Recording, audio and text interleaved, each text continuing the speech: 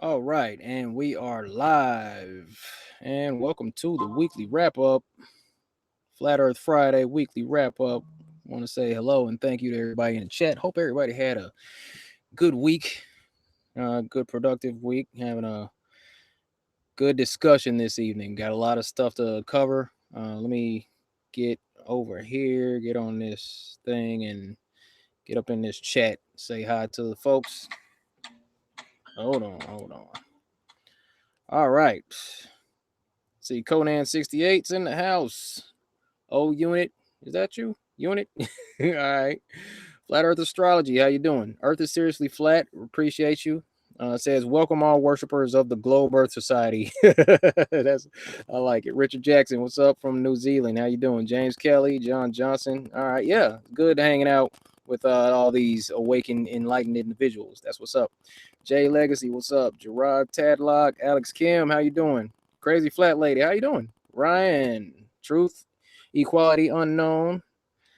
What? Browning, how you doing? Is that Andrea? All right, Chase Money's in the house. And Amanda Fe, what's happening? Nick Jackson, Nemo Haas in the house. NASA CGI Snakes, Christina Lee, Benji Hunter, Reptilian Overlord, Uchi, Westside Woo, Robin Harris, Wolverine, what's up, Logan? DM, Ross Sedek, what up, Chloe Wright? All right. Jacob Morley, say what? Marie Davis, how you doing? Cut that out. How you doing? Jeebus. all right. Yeah, I love to come back to Korea. I just found out I got a good 3 days of vacation. I finally got some time now, so I can travel again. All right. So yeah, I sent the link to my man Vegan, and we're gonna have a good old conversation this evening. There's a lot of stuff going on this week that needs to be covered. So here's the thing. Here's how this all started. So you all know I like to I like to make videos and keep you up to date on what's going on. I was trying to do these like little quick videos that are like news reports and all that, throw on some pictures, some graphics, little video things like that. But there's so much stuff going on. There's a whole lot of stuff going on these days. So, I'm like at this point, the easy fix is to gather all the information as far as what I'd like to cover, compile that into a list, do one live stream, and then just kind of put it out there. So that way I get to, get that information out to you the way that I would normally do it, sharing the screen and all that. And um, let me see, get the information to you and do the whole video thing, keep you informed and all that. So it's kind of I'm trying to work this out with you. So this is my attempt. So what we came out with is the Flat Earth Friday weekly wrap up. And with the co-host Vegan Warrior, he said he was down with it. So he was on last week. I believe we did a hangout the week before that, but at any rate, we're doing this thing. So um like to thank everybody for hanging out. What do we got? So there was something we talked about the last couple weeks. It was that $10,000 baller challenge. Vegan and myself, we did a stream on that last Thursday, and I was sitting up, I was relaxing in the van. I just finished up a nice tough day at work, and I was thinking to myself. I said, "Self, this could be big." As far as this whole $10,000 challenge, because this is giving an opportunity to the globe believers to prove what they believe. Instead of arguing with us, you could just take this opportunity to prove that which you believe and get paid for it. So there's some incentive behind it. But one thing that I noticed was that people were acting like $10,000 just isn't enough. Like I don't get out of bed for anything less than 100,000. Like y'all make $100,000 a year anyway. But but look, I thought about it. I says $10,000, they could act like that's not enough. They could ignore that. So I had an idea. I says, what if more people were to pledge money to this whole situation? What if more people put more money in the pot and decided that we're just going to continue to build on that? Because it's not a $10,000 challenge. Actually, I read through it. It was $50,000.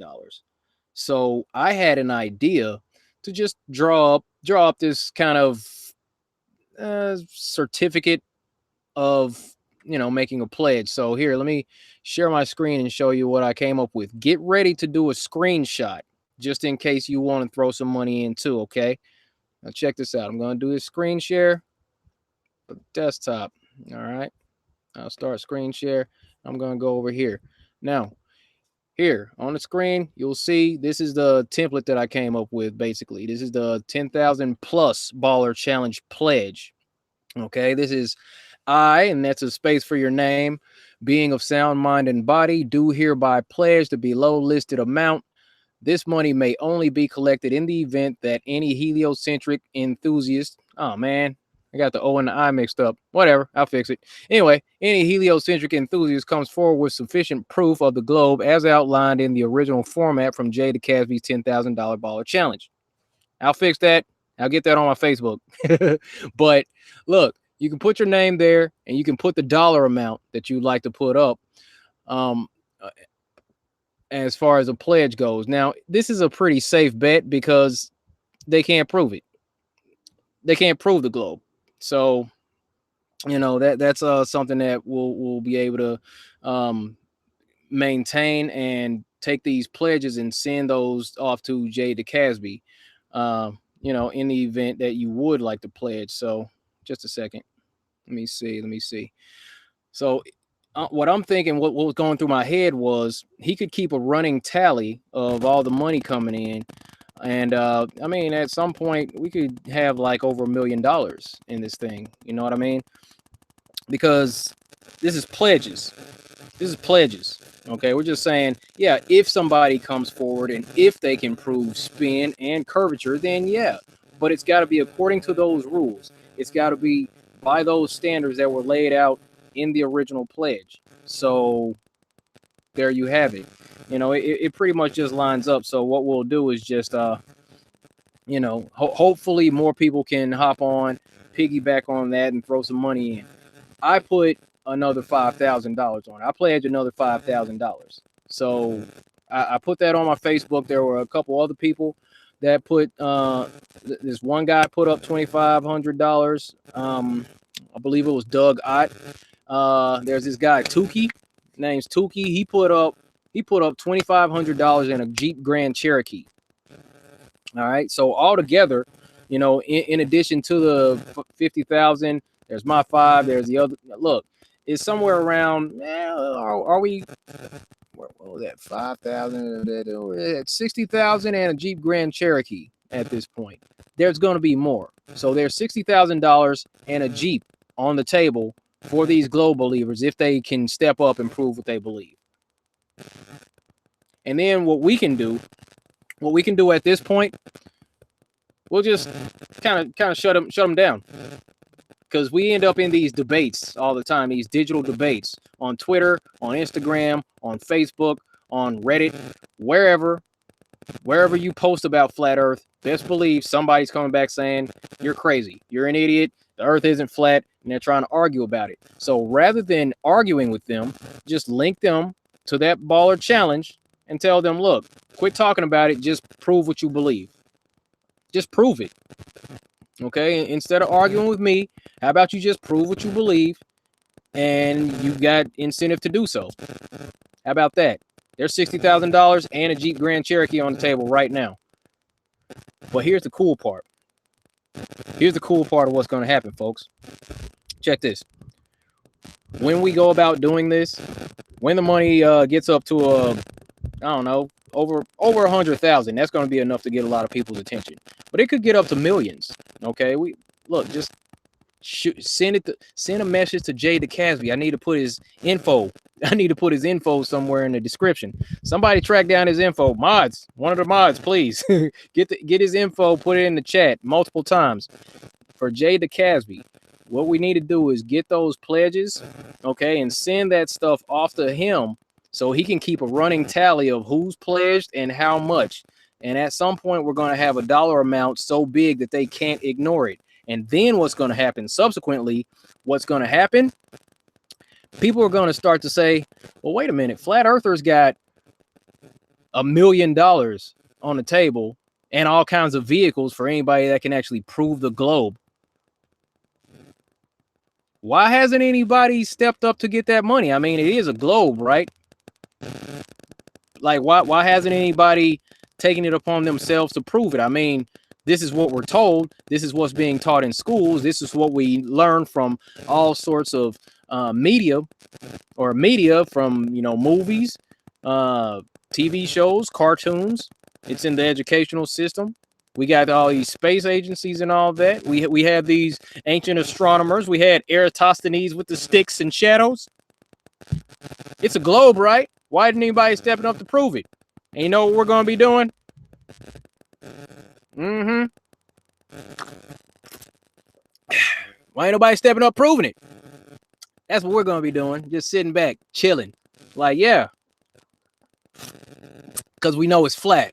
That's why nobody's proving it. Oh, man. We're going to be talking all kinds of trash. Anyway, but yeah. Enough about that thing. Shout out to NASA CGI Snakes. I appreciate you. But yeah. Let me see. Real quick. I appreciate everybody. I think this is going to be fun. I think it's going to change the game as far as this whole situation. Because yeah, that's a big deal. That's a big deal. That's a lot of money on the table. That's a lot of incentive to prove what you believe in. Since everybody's so confident that they can argue with us for hours on end that it is a globe, you'd like to think that somebody will be able to come out of the woodwork and say, aha, boom, I found the curvature. I know y'all been looking for it. Shooting lasers across water and all that. But yeah, I found it. I found the curvature. We're just waiting for somebody to find this curvature. I mean, we don't want to believe that we've been lied to. We want to believe, we want to actually trust our government. We really do. It just seems that they have this pattern of lying. So we can't really take what they say, as the gospel truth. You know what I mean? So there's that. So we're just waiting. We're putting our money where our mouths are.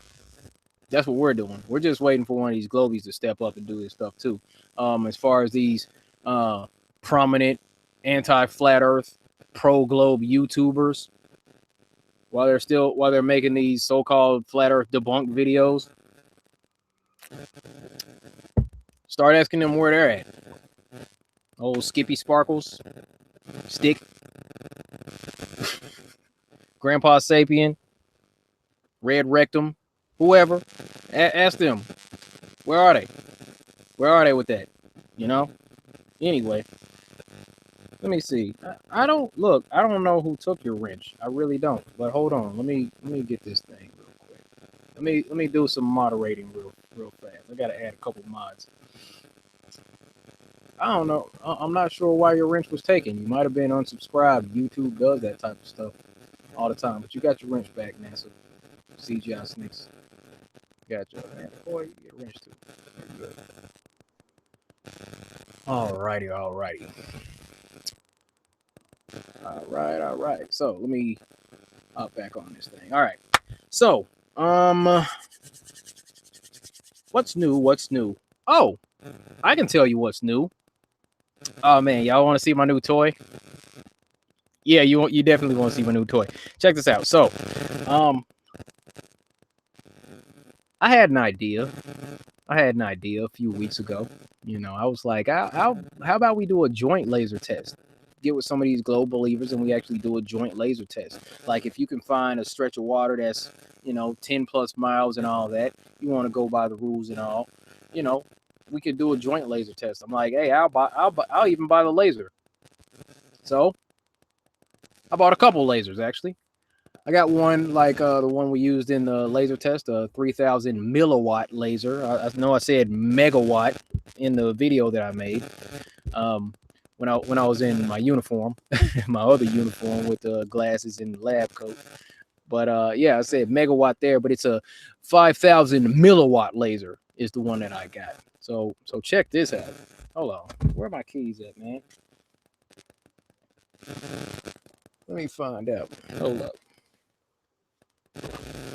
Where's my laser at? Oh, there it is. Oh, there it is. Yeah, 5,000 milliwatt laser right there, folks. That there. This thing has an 18.64 mile range on it. All right. This is the most powerful laser that you can get in the continental United States. So we have some toys to play with, and we can make some things happen.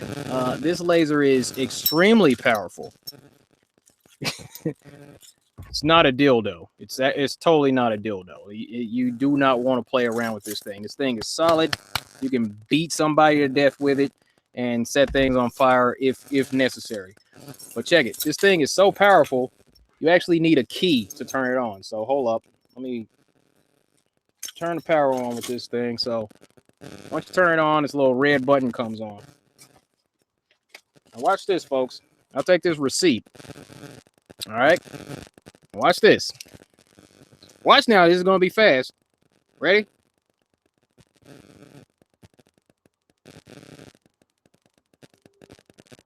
Yeah. How long did that take? Now I can't see. Hold on. Let me try this again, man. I might have just blinded my daggone self. It does look like a lightsaber, actually. I was about to say the same thing.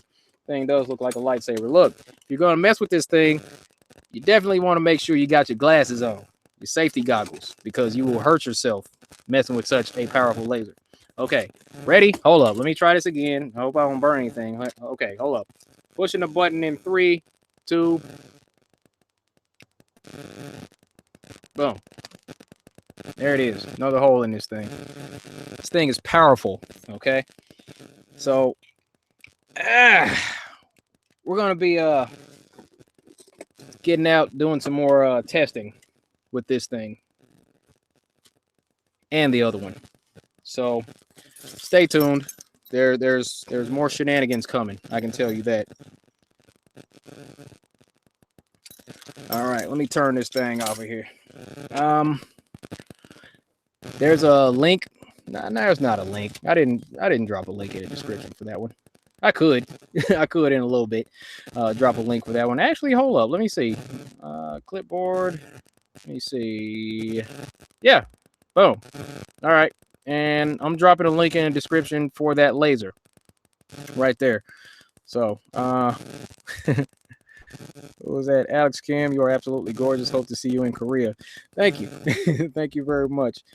I appreciate that, Alex. I'll be, look, if there's another Flat Earth conference in Korea, I'll definitely come out because I had a great time. The food was great. The people were all nice. It was a top-notch experience. That was one of the best times I've ever had in my life going to South Korea. But that's what we got right there. That's that laser. So more stuff is going to be going on with that. All right. So there was a 1,000-hour challenge, laser. Okay. So now let me chat with you about what's going on in Flat Earth news. There's a recap. Let's do a recap on that situation with the hole. You know what hole I'm talking about. Cut that out. PG over here, people. All right. So NASA came out with another story saying that the hole was actually caused by someone drilling. So let's do this story real quick.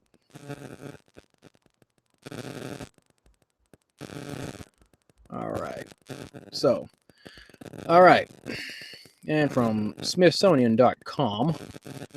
All right. Russia says hole in International Space Station was drilled. Authorities are unsure whether tiny hole in a Soyuz capsule was created in a production facility on the ground or on board the ISS. What do you mean? What do you mean a production company on the ground? Anyway, production facility on the ground. And this is the little bitty hole. Okay, they said it was 2 millimeters. That wouldn't cause any issues. Okay, and they're thinking that somebody drilled it. All right. Last week, the ISS experienced a slight loss in cabin pressure. Astronauts living on the station searched for the source, finding a small 2 millimeter puncture in one of the Russian Soyuz capsules docked to the orbiting laboratory. A micrometeoroid impact was initially thought to be the cause in the hole, which was successfully plugged, but uh, agents France Press, Agence France Press reports that Russia's space agency, Roscosmos, is now claiming the hole in the Soyuz capsule may have been drilled by a technician working on the craft. Last Thursday, Earth-based personnel monitoring the ISS first noticed a drop in cabin pressure. It was not severe enough to threaten the astronauts aboard the station, so the six-member crew of the Expedition 56 was not alerted until they woke the next day. The leak was traced back to the Russian-built Soyuz MS-09 spacecraft, which is docked with a Razvet module in the Russian section of the ISS. The small hole was filled with a special type of epoxy while the crew figures out a more permanent fix. Okay, pretty much the same thing that was going on last week. They're saying there was a hole was way too small, but not necessarily big enough to cause any issues, but still loss of cabin pressure. But how long had this capsule been docked to the ISS? We got to ask that question. Also, we need to ask ourselves, why is it that what was that, Chris Hadfield? Why'd he tweet out that other picture? You know what picture I'm talking about. The picture from the from that album from Remedy Drive, the album Commodity from 2014. Actually, we found out that that picture may very well go back to 1984, is what I heard. Pictures from some issue that NASA had in 1984. It was reused again later. It was reused again. Remedy Drive used a picture of that hole for their album cover, and then NASA just reused it. So it's just like this stock image of a hole. So if at any point these NAS holes identify a hole, that's the hole that they're going to use. That picture is the one that they're going to use. I'm like, and like I asked this question on Facebook Live earlier, I was like, if there was a hole in the ISS, all right, there's a hole in the ISS. Why is it that they didn't go ahead and use the picture of the actual hole? I don't understand why they didn't use a picture of the actual hole, because as far as I can tell, if I understand correctly, NASA, the world's foremost spacefaring agency, they have the ability to send back crystal clear, high definition pictures of planets, not solar systems, these quasars, black holes. They're saying they find gravitational waves, but they can send back these high def pictures back to Earth from millions of miles away, apparently. Although the Earth is orbiting around the sun is jamming through, all that's going on, but millions of miles away, they're able to send these pictures back to the Earth, crystal clear, high def. Okay, the ISS is only 250 miles above the surface of the Earth, and yet they couldn't just take a picture and send that back to the Earth for some reason or another. Like, did they not plan for technology to do something like that? Send pictures back from the ISS? Like, don't they have live streams from there? Don't they, have conversations with people back on Earth from the ISS while it's orbiting around the Earth at 17,500 miles an hour? So they couldn't send back an actual picture from the ISS. I'm gonna call bull crap on that one again, because it just doesn't make sense. They could have sent back a real picture. Why wouldn't they do that? I don't get that. That's the part that I don't understand about this whole situation. And this is something that globe believers, people who actually trust NASA, they should be asking the same questions, honestly. Like, y'all getting $52 million a day. Why can't you just send back a real picture? What if that's the picture, this little picture, the little small picture where the guy's finger's next to it, if that's the real picture of the hole, why didn't they all post that picture last week? I think that's a good question. But, anyway, so there's that. I'm calling BS on it because, NASA, in Hebrew stands for liar, deceiver, one who leads astray, basically. So I don't think that's by accident that they're named that. And it's definitely not an accident all the times they get caught lying. It's with the CGI glitches and all that. It's with the wires, the harnesses, and all. Okay, it's with the slip of the tongue. Some of these astronauts will say the guys that came back from the moon, supposedly, they're in an interview looking depressed, and these guys are asking them questions. Hey, what did the sky look like out there? Were you able to see any stars? And they're like, no, it was just blackness. That's all you saw. We saw the earth in the background. It was the most prominent thing that we could see. Everything else, it was just blackness. Yep, we didn't see any stars. And then you see a interview with Don Petit and another one of these astronauts, and they're like, yeah, we saw all kinds of stars out there. Yeah, you see planets and stars, and yeah, I mean, all of it. Yep, sure. So which is it? Is what these globe believers should be asking. What these heliocentric enthusiasts should be asking themselves. Back in the 70s, these guys were being interviewed. They just got back from the moon. They're saying that they didn't see any stars. Then back here in 2017 or whatever, Don Petit and this other guy are on camera saying, yeah, we saw stars. So which one is it? You see stars when you go to low Earth orbit, because that's only as far as they've gone. And they've said as much recently in so many different ways. They can only go to low Earth orbit. And that's only what? About 1,200 miles away from the surface of the Earth. But they went to the moon. They didn't see any stars. Anyway, to belabor the point, NASA's full of crap. We'll move on. Let me see now. All right. Miguel Mojica, what's up, man? Still looking. Hey, I'm subscribed to you, man. I want to see some videos. You know what to do. All right. All right. Got Flat Earth Astrology in the house for Team Banks. What's up, man? All right. Yeah, and here, like I was saying earlier, on Facebook Live, the thing is, it's like the globe believers, they have an issue with us. Like they get mad at us. And the scenario that I used was, if you know someone and you've been friends with a person for a long time, and you've gotten to know this person so well that the person that they're dealing with, their significant other, boyfriend or girlfriend, whatever fits your scenario. And you find out that your friend's significant other was cheating on them. You go back to your friend and tell them that they're being cheated on. And your friend reacts to you by getting angry at you rather than being angry at their significant other who's cheating on them. Now, what's going on through your head when that happens? Like you're being loyal to your friend. You're just trying to keep them in the loop as far as what's going on in their life, because you know something that they don't know about their situation, about the person that they're with. So you're just trying to keep them informed about things that they aren't aware of, that you've actually looked into or had privy. You've been privy to some information that they haven't come across. So you're just trying to share some information with your friend to wake them up, to make them aware of what's going on, the deception in their life. So that's kind of how I liken this whole situation of explaining this stuff to globe earthers. But at the same time, we deal with them becoming upset with us. But all we're doing is just trying to keep them in the loop. Like, yo, I know you think that the earth is a globe, but it's really not. I've come across some information that's not mainstream. So you might have a hard time absorbing it and dealing with it, but it is what it is. Okay, there's actually no proof for the globe. You've been lied to.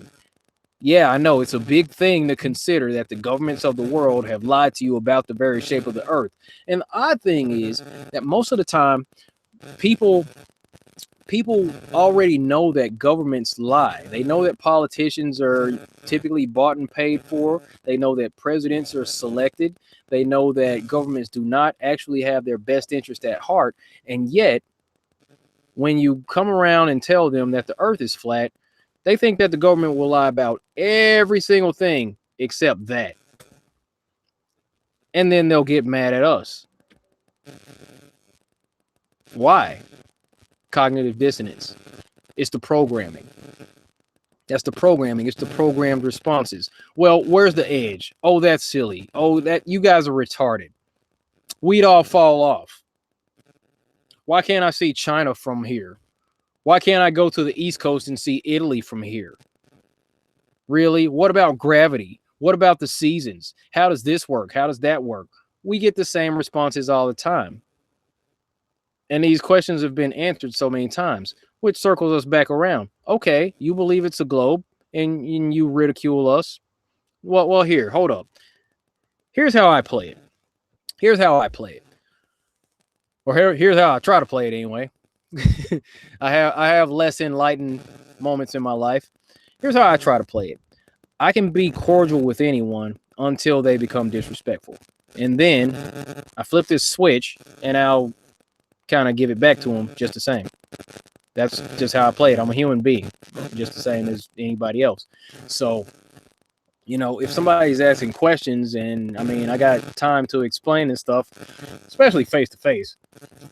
Somebody's being respectful face to face, and I mean, we're going to have a decent conversation, and we might not even see things the same way at the end of it, but there's not going to be any hard feelings. You know, I still get along with people who aren't flat earthers, and that's fine. I don't need everybody to be a flat earther around me 24/7, but I mean, it'd be nice because flat earthers are awesome, but that's not reality yet. So, you know, I'll just try to you know, be cool and respectful with anybody until they start the insults and ridicule and mocking and laughing and all that, and that's most of the time. So, you know, we just have to play it by ear and kind of gauge our audience, you know, however we choose to go forward. So there's that. Just a little extra something. It's my favorite cup, my flat earth cup. Check that out. Isn't that cool? Man, got some scriptures on the back. All right. So, oh, looks like we got some people acting up in the chat. That's fun. Did the trolls get word about the live stream? Yeah, that's great. Okay, so let's move on. All right. Okay, let me get on to this next thing. This is a good story. I believe this one's going to be a good story. So let's go through this one. All right. PhD student's thesis presents scientific evidence the Earth is flat. And this is from August 6th. It's from the Science News Reporter. Check that out. Okay. The idea that the Earth is flat is, in fact, a relatively new theory, except that it's not. So, you know, there's that.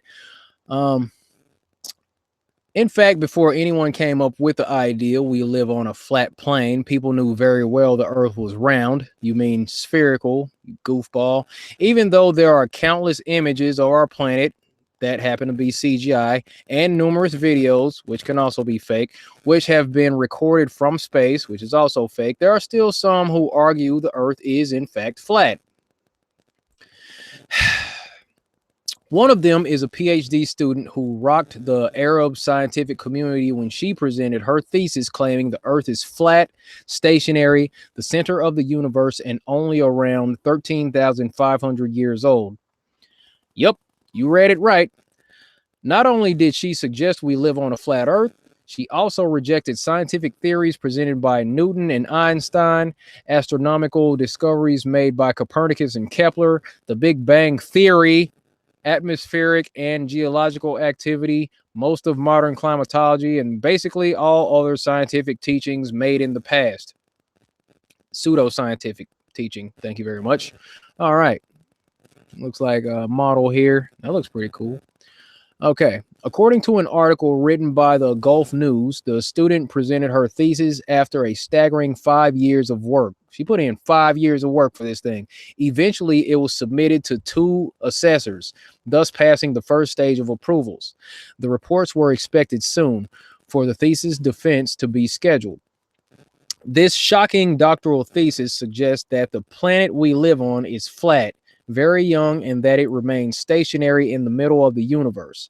Furthermore, if that wasn't enough, the thesis claims that the sun has an average diameter of 1,135 kilometers and not 1.4 million kilometers. The moon has a width of 908 kilometers and are located 687 and 23 times closer to Earth, respectively. And these are the type of ridiculous pictures that they put up when they want to make flat Earth look silly, but they show water dripping off of a flat disc shape, but think that water sticking to a spinning ball is feasible. That's more ridiculousness out of these folks. Okay. In addition, the thesis claims there are 11 planets and stars in the sky, are limited in number, and have a diameter of 292 kilometers and not millions of kilometers. In the meantime, the president of the Tunisian Astronomical Association somehow managed to get his hands on a leaked copy of the thesis, proving it was not a hoax, and posted it on Facebook. All right, this thing's on Facebook. That's official. As noted by Gulf News, many people consider these claims ridiculous and scandalous.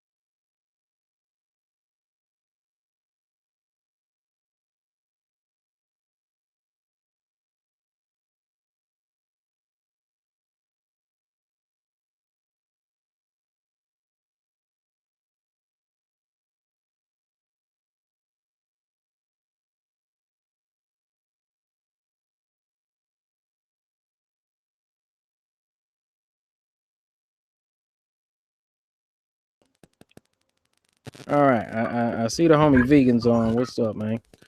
Hold up, let me see. Let me adjust my sound. Were you kicked off also? Hold on. Gosh darn it. All right, output. Let's put it through here. Okay. Maybe I gotta adjust something. Maybe I gotta get off and come back. Hold on. No, continue to broadcast. Okay, hold on. Do you hear me? Can you hear me? Because we got vegan locked on the screen right now. I was still screen sharing, man. Yeah. Sure. I was in the back. No, my mic's fine. I can't hear vegan. Hold up. Let me unplug and get on this thing. You can't hear me? Oh man.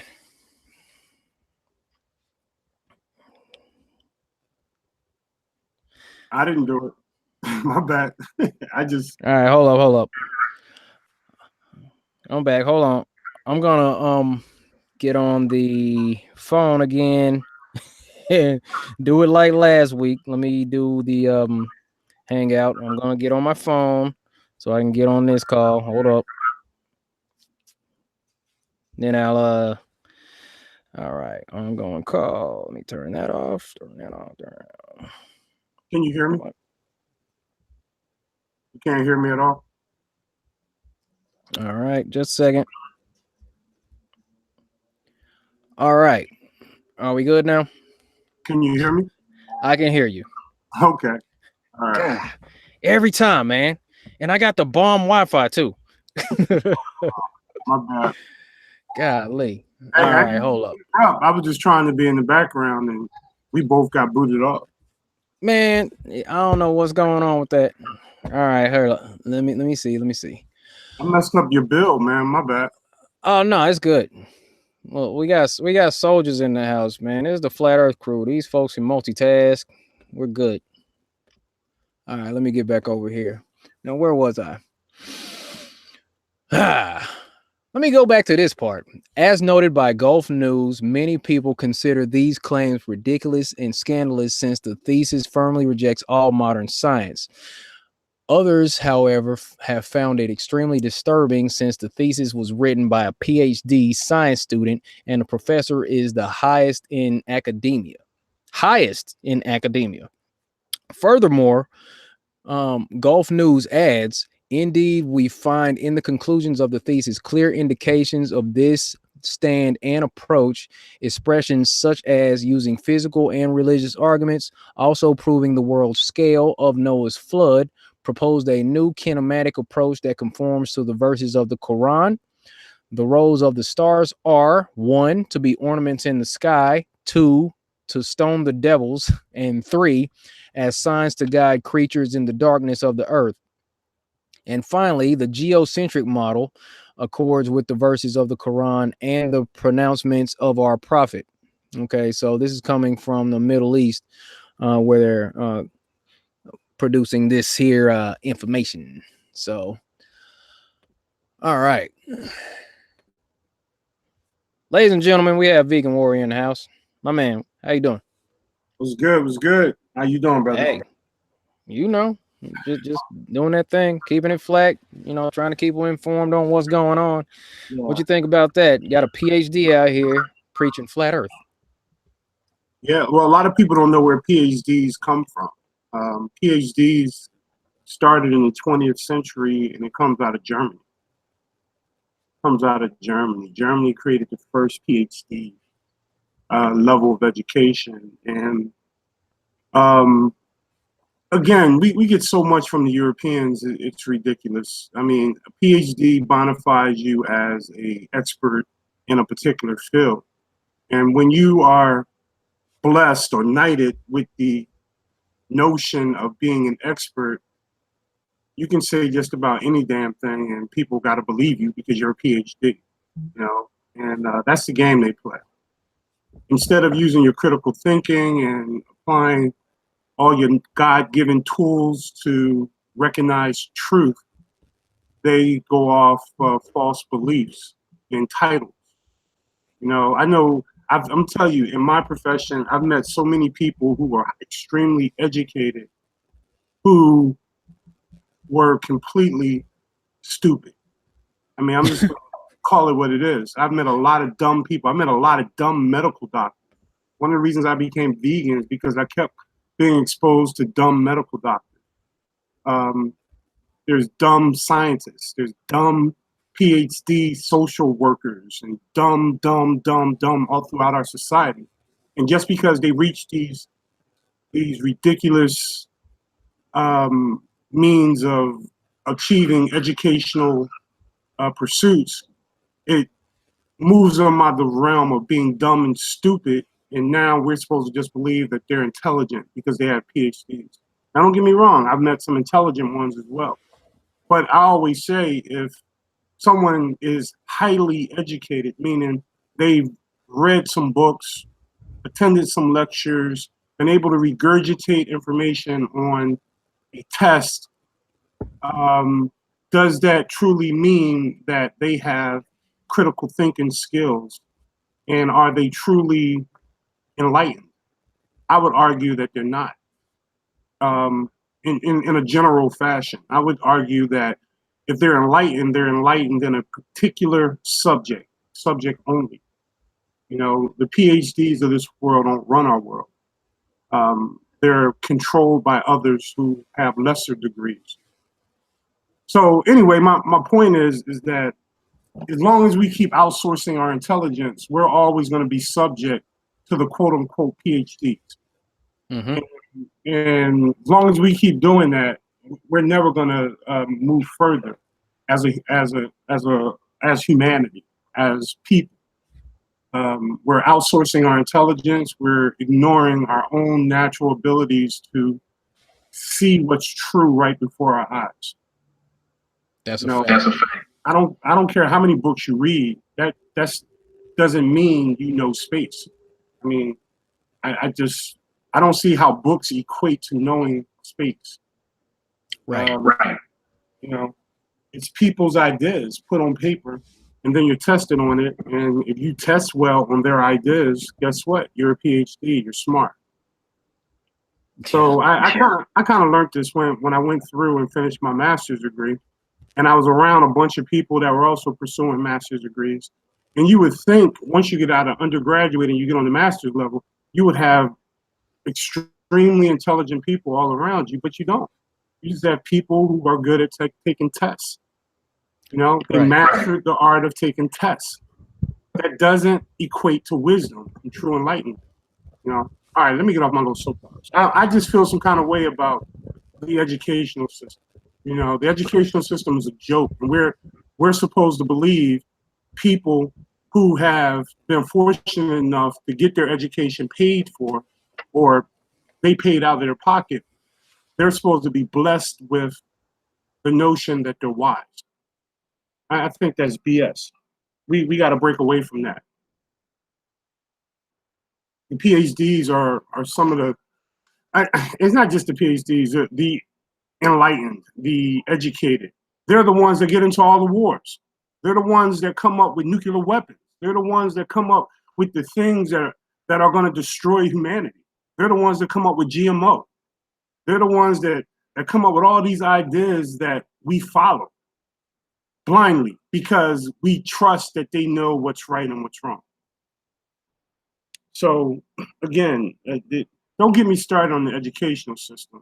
It's overrated, in my opinion. You know, that's just my opinion. It's overrated. And if you don't believe it, look at our society today. Our society today is driven by the so-called intelligent, the so-called elite. Look at our society. How good are they doing? Right. How good are all these economists? You know what I mean? Are they really balancing the scale? Are they ensuring that all people in the United States, for example, are getting fair resources spread across the board? These are our PhDs. These are our elites. These people on the top of this so-called pyramid are not enlightened, no matter how many books they read. They're all about protecting their own and elevating their bloodlines, and that's basically what it's about. Yep.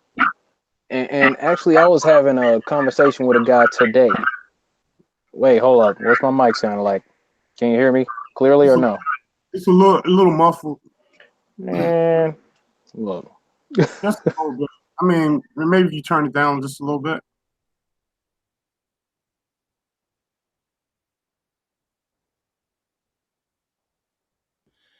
All right, I unmuted myself this time. Yeah, it's all right. Man, look, internet will drop off on the laptop, so then I got to get on the phone. And okay, so anyway, I was having a conversation with a guy earlier today about the same thing. Just a short conversation. I'm like, we were all globe believers at one point, okay?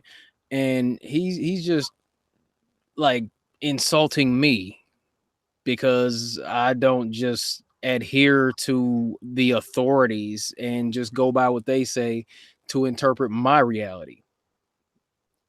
And that just doesn't make any sense in my opinion. I don't need them. I don't need somebody else to tell me what it is.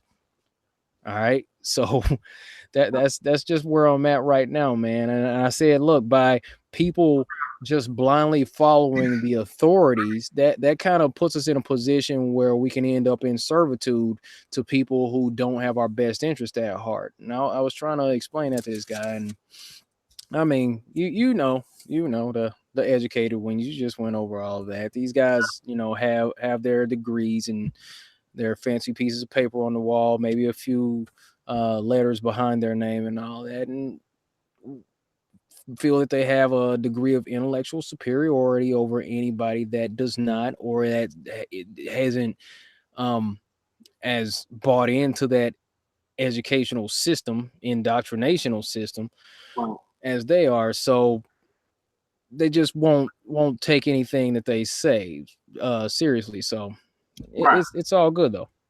Yeah, I mean, and you know what?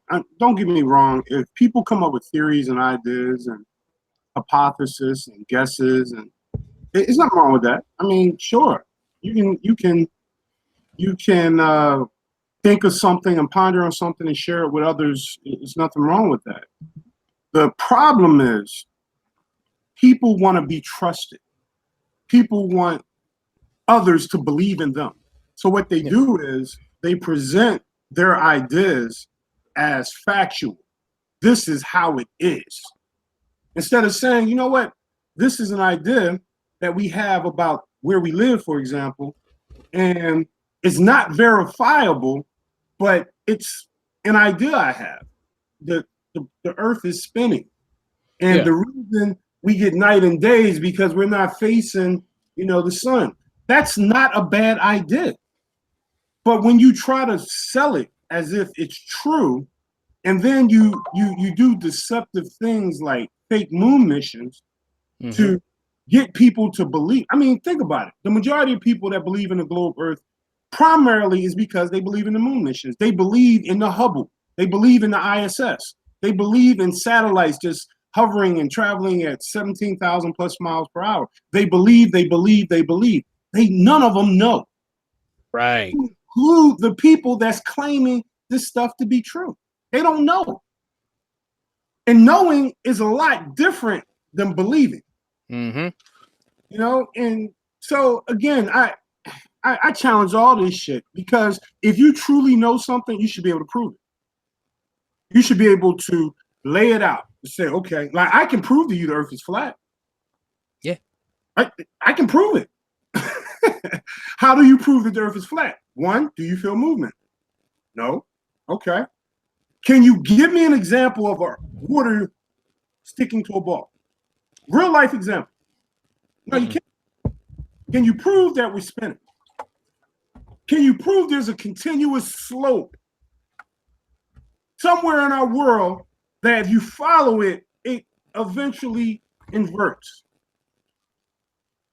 I can prove that we don't experience none of that, but they claim that they can. So the burden of proof, and this is what flat earthers must understand, the burden of proof is on them. We can't prove a negative. We can't prove something that doesn't exist. So when they ask you to prove that they're wrong about a globe earth, all we can do is show them reality. That's a fact. That's all we can do. My foundation is, and that's why I call myself a realist. My foundation is reality. All right. Again, I come on here and get on a soapbox. Let me shut up. It's your show. No, look, we can go back and forth on this, and that's what I was heading on earlier. Look, I put together a pledge to go in addition to that $10,000 challenge. Yeah. I don't know if you saw that one, but what the idea is, it's like these globe earthers at this point, they see $10,000 and they'll act like they don't need that. Like that's not enough money to get them to sit up and pay attention. That's not enough money. I know the earth is a globe. I could prove it, but I'm not going to do it for $10,000. Like I'm good on that. Oh yeah. So I'm like, how about we all start to pledge? Let's put a little money in the pot as a collective, get up to like $1 million. And then at that point, we're all just like, where y'all at? Why is nobody stepping up to prove this thing? It's $1 million out here. There's a dude, a friend of mine on Facebook. He put up $2,500 as a pledge and his Jeep Grand Cherokee. Yeah. He was like, I bet $2,500 and my car that nobody can prove that the earth is a globe. Right. I pledged 5,000. I pledged 5,000 just in case somebody comes up. I'm coming off of 5 stacks, but I don't think they can do it. So that's just what it is. There was another guy put up another 2,500. The idea is to get this to a point to where we're just making so much noise because there's so much money off to the side, and people just send these pledges to Jay DeCasby so he can keep a running tally of the names and the figures that people are pledging if somebody can actually prove it. And like I'm like in my head, I'm like every week we could come out and say, all right, we're up to $375,000, and nobody still stepped up to take the money and the cars. Right. Right. You know? Yeah. I mean, they full of shit. I mean, it's that simple. It's like, well, first of all, they got to understand tonight that, you know what I mean? They got to understand that to believe in a globe Earth is to go against what we experience every single day. Mm-hmm. So basically, our experiences are deceptive, and their words are factual. Now, if their words are factual, they should easily be able to prove the shape of the Earth. It's that simple. They shouldn't have to lie about moon missions. They shouldn't have to lie about the ISS. None of that stuff. They should take us dumb flat earthers and be able to annihilate us in a discussion. But none of them can. Even the ones that's in the chat right now claiming I can prove. They can't handle our discussion. Why? Because we are grounded in reality. They are in a virtual world, literally. They want to believe in millions and millions and millions of galaxies. They want to believe in millions or trillions of stars. Yep. They want to believe in things that they have never experienced. We are arguing from a place of experience. They are arguing from a place of science fiction. It's that simple. So when I have a discussion with a ball earther, I tell them straight up, show me the evidence. And then the first thing they do, they look up. The stars are going in a circle, therefore we are on a ball. Facts. I said, how does that prove where we are? Exactly. How does that prove where we are? It doesn't. And they know it doesn't because they go to outer space because they can't prove what's on the ground. It's that simple. You don't have to leave the ground to prove the ground to be what it is. We prove what it is by standing on the ground. No matter how far we travel, in a boat, in a car, in an airplane, on foot, on a bicycle, there is no continuous slope. If there's no continuous slope, there's no ball. Period. Or I'll give you another possibility. The Earth is much, much, much bigger than what they claim. I've heard that one too.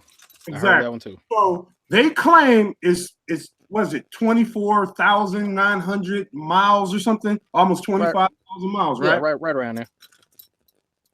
The day they gave us the circumference of the Earth was the day they put the nail in the coffin. Because once they give us the circumference, we can measure it.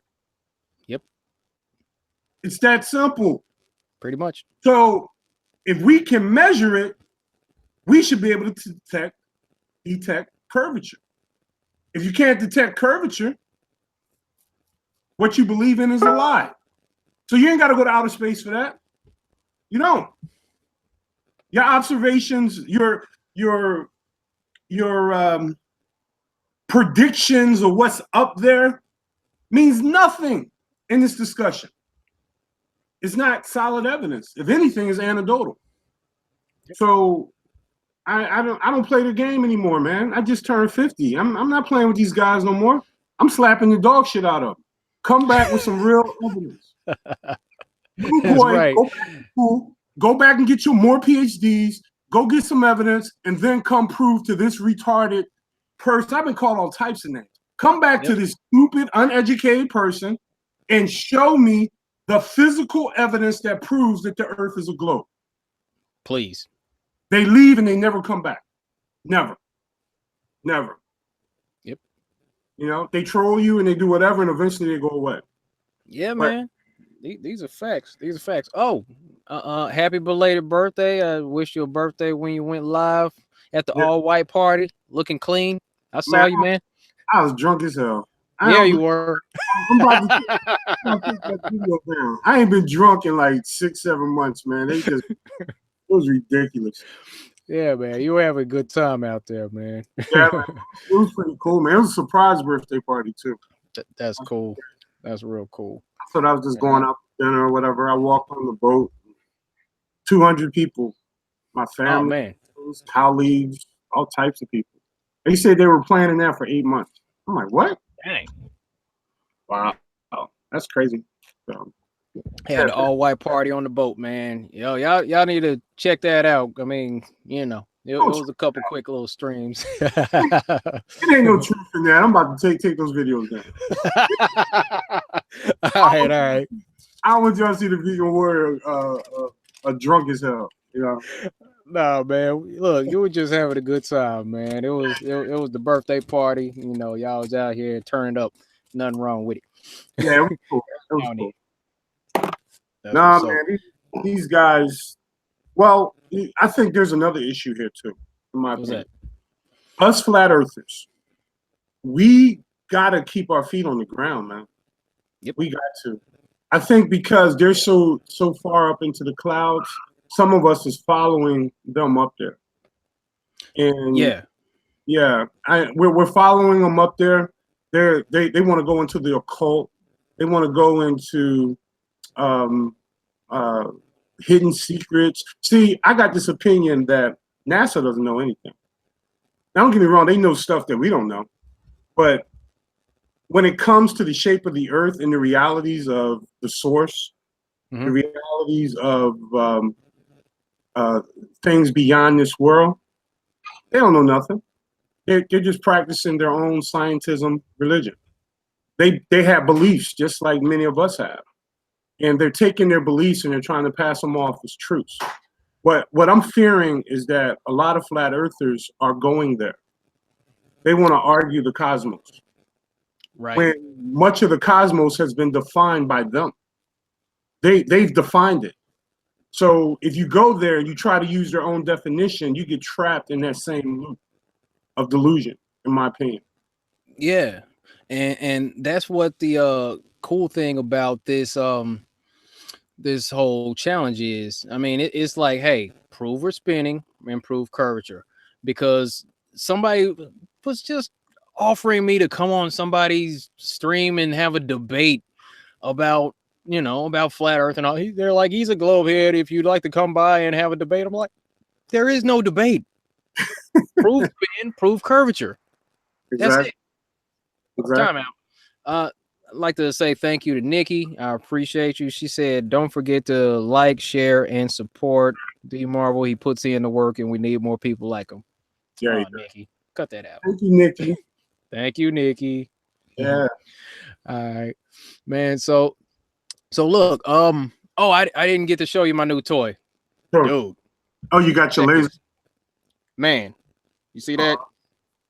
Bruh, this is 5,000 milliwatts. It's got an 18-mile range on it.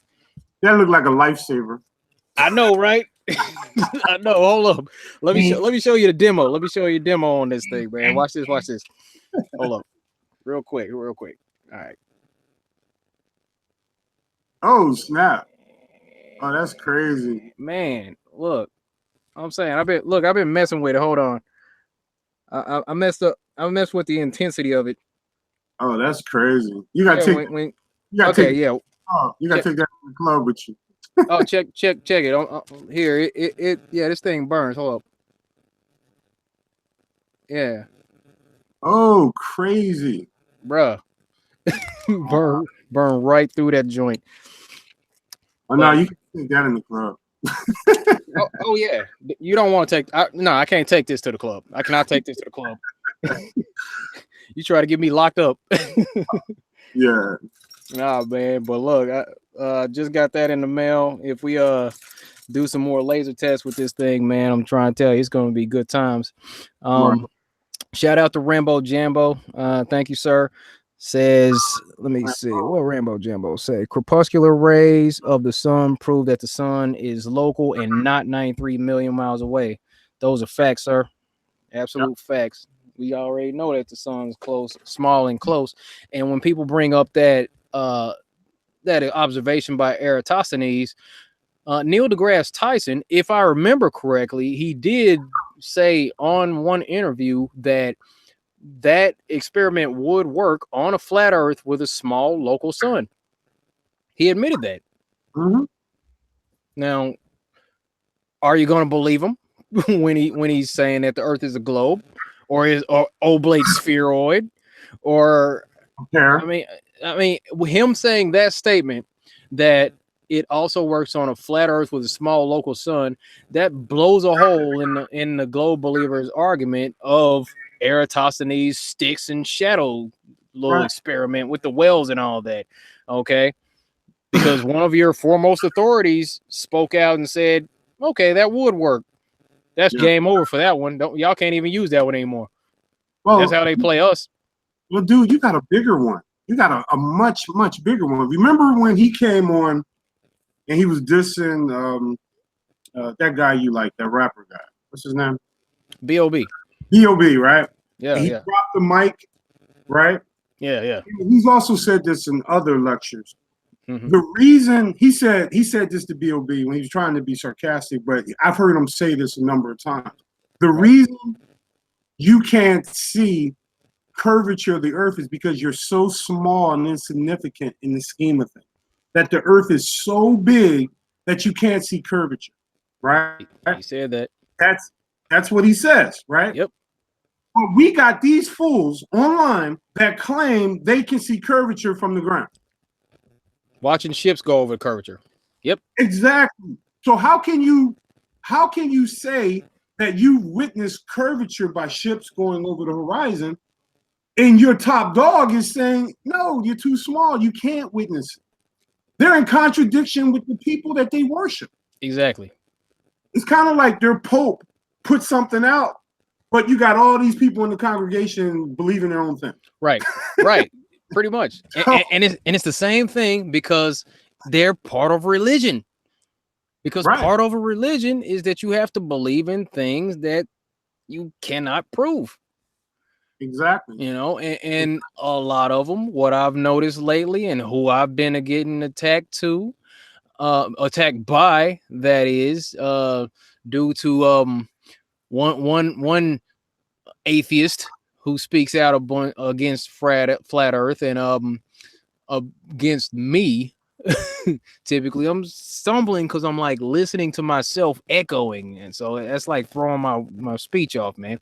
Oh, you're not echoing live. No, I'm hearing the echo in my headphones because I'm talking on one and then I'm listening on the other. I need to hear you also. So my audio is jacked right now. I'm trying to work through this. But because old dude's an atheist and lots of atheists follow that guy, they're now coming at me. And they're saying, we knew it. Flat Earth is like a religious cult. I knew it's all based on religion. No, acknowledgement of a creator doesn't necessarily equate to religion. Right. That's two different things. And that's something that these folks need to try to understand, get a grip on, because a lot of us don't belong to a church congregation. A lot of us have realized that religion is another control mechanism that was fashioned by the Jesuits to keep people under control, because you have this these beliefs that tell you that it's wrong to go string up evil rich people. Then you know what I'm saying? Then they're not gonna do it. Don't they say everything belongs to Caesar or something? Yeah, exactly. Give Caesar what belongs to Caesar. I'm like, man. So that belongs to Caesar. I kick Caesar in the ass. I'm like, man, wrap a rope around Caesar's neck. Well, I used to be an atheist. I don't know if you know that. Yeah. You know that? Yeah, I used to be an atheist, and I was an atheist for a long time. College, probably all the way up to 2000. So at least 8-9 years, right? And I can tell you, I know atheists inside and out. I know them inside and out. And well, just to give you the story real quick, if you want to hear it. Sure. I asked a question as an atheist to other atheists. See, when I first got into atheism back in the day, you kind of got a mentor, right? It was this older guy, and he kind of took me under his wing, and he introduced me to Richard Dawkins and Darwinism and all that stuff, right? And I Mhm. studied all that stuff. I studied all that stuff. I was drinking the Kool-Aid just like Jim Jones told me to, right? Nice. And one day I said, you know what? I got a question. How can we, this is what I said to my mentor, right? How Mhm. can we say that we know 100% that God doesn't exist? How can we say 100%? You know, because that's kind of like what the religious do. The religious say they know 100% that there is a God. So we're becoming a polar opposite to them. But really, how can we do that, right? That was the question I posed. Right. And they treated me just like they treated me when I was in um, Sunday school. When I would ask hard questions in Sunday school as a child, they would Mhm. always kind of shut me up and tell me to sit down. This mentor did the same thing to me, right? And I was like, and I recognized it. I was like, well, I'm just asking the question because I think if we say that we know something is true, we should challenge it. You know, we should do a due diligence on our end to make sure what we're saying is factual. How Right. can we say we know for a fact?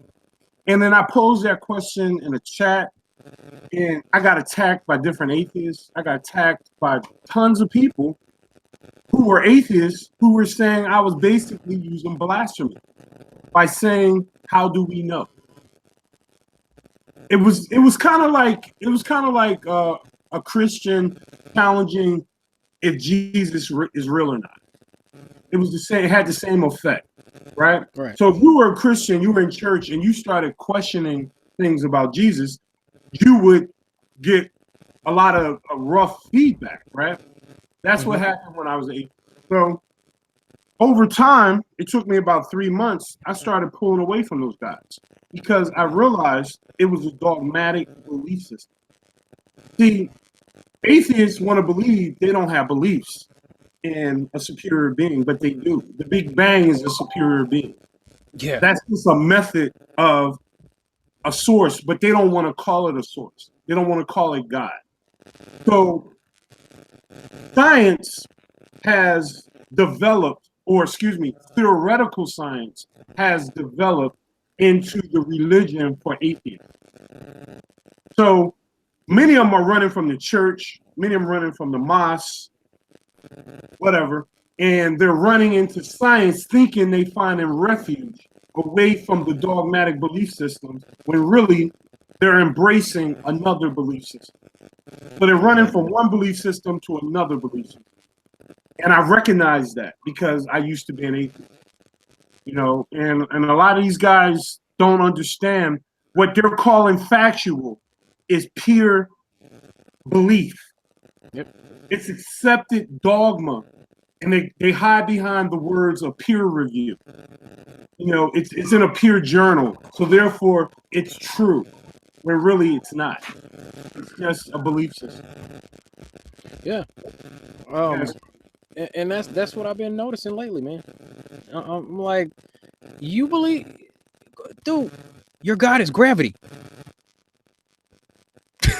You know what I'm saying? I'm like, you use this to explain away things that you can't necessarily make sense of in reality. The same way that you blame Christians doing God, you use gravity the exact same way. Right. What do you Absolutely. mean? What do you mean? People are arguing me saying that the laser beam was pulled down towards the water because of gravity. Yeah. You turn on the light, gravity's pulling the light down. Right. The It's a guy. water is bulging around the ball because of gravity. I'm like, come, you know, Yeah. they do the same thing, and then they act so disgusted when anybody says, well, God created all this. They're like, no, that's ridiculous. I'm like, but wait a minute. You're saying that this imaginary force called gravity can compensate for all kinds of things that don't comport with reality. Right. So you're doing the same thing. Right. So it's kind of hypocritical. And they even admit that they can't define what gravity is. They kind of make up stuff as they go. I just want to bring attention to someone in the chat, Curtis White. He says something that's very profound. He says essentially, atheists replace God or gods with themselves. It's the belief in man. Mm-hmm. That's exactly what it is. It's the belief in mankind, believing that man knows all or will eventually know all. Yeah. There is like no humanism, I believe. Yeah, exactly. That's a very good point. A guy named Curtis White said that. I just wanted to. Oh no, that makes sense. Here, let's get on to this next thing. All right, so I think I got you all caught up on everything that's going on before you got here. So let me show you this next thing. I saw this link. Somebody linked this to me. I think this is going to be a good story. Let me share this with everybody real quick. All right. And this is something that we've all had to deal with. Okay. Let me get back up here. All right. This is from Metro Co UK. Metro News, that is. Flat Earther busts Everest picture everyone is using to prove Earth is round. I'm getting so sick of that round thing, man. I'm like, spherical, people. And no, it's not. But anyway. All right. It says, is it time for us to all wake up and realize that the Earth isn't round? Yes, but instead some sort of magic pancake thing floating through space? Then they start off with something derogatory. Like, come on. Anyway, well, no, but a flat earther has actually made a very reasonable point for once. It says, see how they talk about us, man? Anyway, a viral picture that supposedly proves the Earth is round actually doesn't do anything of the sort. As paints Svorier Zvorier points on the Flat Earth Society forums, and we've all seen this picture here. This picture right here, where is this thing sharing, right? Okay, yeah, this picture right here with the guy on Mount Everest. It's all curved in the background, all that. Some people linked that to me a couple times. Some people have posted that on my Facebook, and like, hey, what do you say about this? So look. It says the picture went viral, wildly viral, earlier this year after appearing on Reddit, showing a distinctly curved horizon from the peak of Everest and was headlined, "Checkmate, Flat Earth Society." Well, first off, we're not the Flat Earth Society. The Flat Earth Society is a controlled opposition government, just it's bullcrap. That's shills. We don't do Flat Earth Society. So there's that. Oh, say again? Are you saying that people think that damn picture is real? Yeah, people actually think this is real. Oh my yes. God. I know. and people were linking this to me like, really, you thought that, okay, so that means that the trash is curved and all that. All this crap up here is also curved around like the horizon. Oh my God. I want to know why there's so much trash on Mount Everest. That's a fantastic question. Oh like people just go up there and just leave their stuff like, all right, well, I'm just gonna leave some things on here and I'm gonna call it good and I'm gonna go back down because I already accomplished what I was here to do. But man, all right, so look. It says the picture went wildly viral earlier this year after appearing on Reddit, showing a distinctly curved horizon, as was headlined "Checkmate, Flat Earth Society." But Svorier points out, even from a plane, Earth's curvature isn't that round. I got a video about that. Anyway, Flat Earth thinks the curve you see from planes is an illusion, by the way. You don't see a curve from planes, though. But anyway, and if you analyze the original image, you learn something surprising, Svorier says. He says a quick Google reverse image search gets us to the original photograph.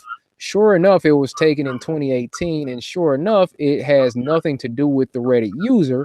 It was actually taken in 2012 by Dean Carriera. Carrier, my bad. Anyway, more importantly, Dean was kind enough not to strip EXIF data from the photograph. A copy of the seemingly unaltered original file can be found here. And what we have? Flat horizon. There you go. So he just did a correction on the fisheye lens, and you can see right here that the horizon is flat, and it says down here, here's how it should look. So More screen time for more screenshots, people. Time for more screenshots. Because here's what we got. This is the picture without the fisheye lens, and you can see it's flat. So here, let me put a link to this video in the chat, or this article in the chat real quick. Hold up. All right, all right. All right, back over there. I don't Wait a minute. understand Hold up. why all the deception.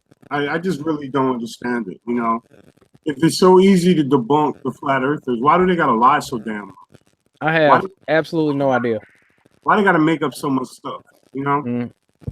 I don't know, man. I don't know. I mean, you're stupid. A stupid person you can debunk like that, right? Yeah. Yeah. I mean, we're like bottom of the barrel in society, man. Yeah. At least that's what they say. So I'm like, why can't you all just shut us down, man? I mean, we wouldn't exist if it were so easy to prove the globe. I love it. I love this challenge. I'm just like, prove it. That's all we got to say now. Just prove it, man. Prove it and get the money. Let me see. Anyway, let's finish stating the obvious. Now that no speculation is required, the photo was taken with a GoPro Hero 3 Silver Edition with 35 millimeter film equivalent, focal length of 16 millimeters. It's an ultra wide angle lens, and so the entire image is distorted. There you go. Right there. There's truth. I posted the link in the chat. But yeah. Can I say something real quick? I'm Yes, going to sir. tell you, 95% of the time, when you get any photos or video that's like in high altitude, it's always going to be a GoPro. One, it covers more area because of the shape of the lens. And two, it's cheap as hell. So you get a GoPro for extremely cheap. Yeah. So when you see these guys doing this stuff, 9 times out of 10 is going to be a GoPro. You know, it's just as how it is. It's a camera made for that. It's made for that. It's made for wide angles and stuff like that. Hey, that's it, man. And there's some cognitive dissonance going on in the chat. What? Hey, somebody, I'm saying, my man, I'm not even gonna call it out, but AccuVirus or whatever his name is. Yeah. Yeah, He was on your stream, right? Yeah. I mean, he's a good guy. He just wants to believe in the sky and not look at the ground. Is he the one I had the rap battle with? Is that him? I don't know. It might be. It's all good. He uses like different accounts, I think. No, he's just talking about it's that the earth is curved. I'm like, no, it's not. Sorry. I mean, it's a tough pill to swallow. It is, man. But I mean, after a while, you get these pictures that are supposed to be a curved horizon, and then you just saw that. I didn't put that article together. I wasn't the one who put that together. Somebody linked that to me, and I was just reading it off to everybody. What's good? I appreciate it, JT. I see you. But yeah, how many of these pictures do you have to see with the curvature corrected and the flat horizon before you say, you know what? I don't think there is any curvature. Because we all have to go through these stages, man. We all have to go through these stages, like depression, right. the stages of grief. So I mean that's just what it is, man. We gotta deal with it. This is reality. It's flat. We've been lied to. There's no curvature. We're not spinning. We're not out in space. I just want to know what is the problem with them considering our idea. You know what I mean? What's the problem with that? Like, what's the problem with saying, okay, well, a lot of what we believe is not verifiable. Let's look into the flat earth just to see what they're saying.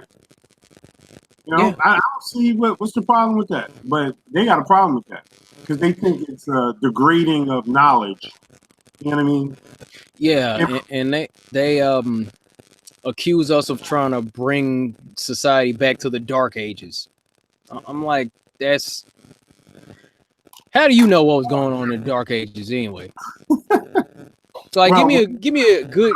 I'm like, look, I will shut my mouth for 10 minutes, and you give me your best description of what was going on in the Dark Ages, and I believe 9 out of 10, they're not going to be able to tell you anything.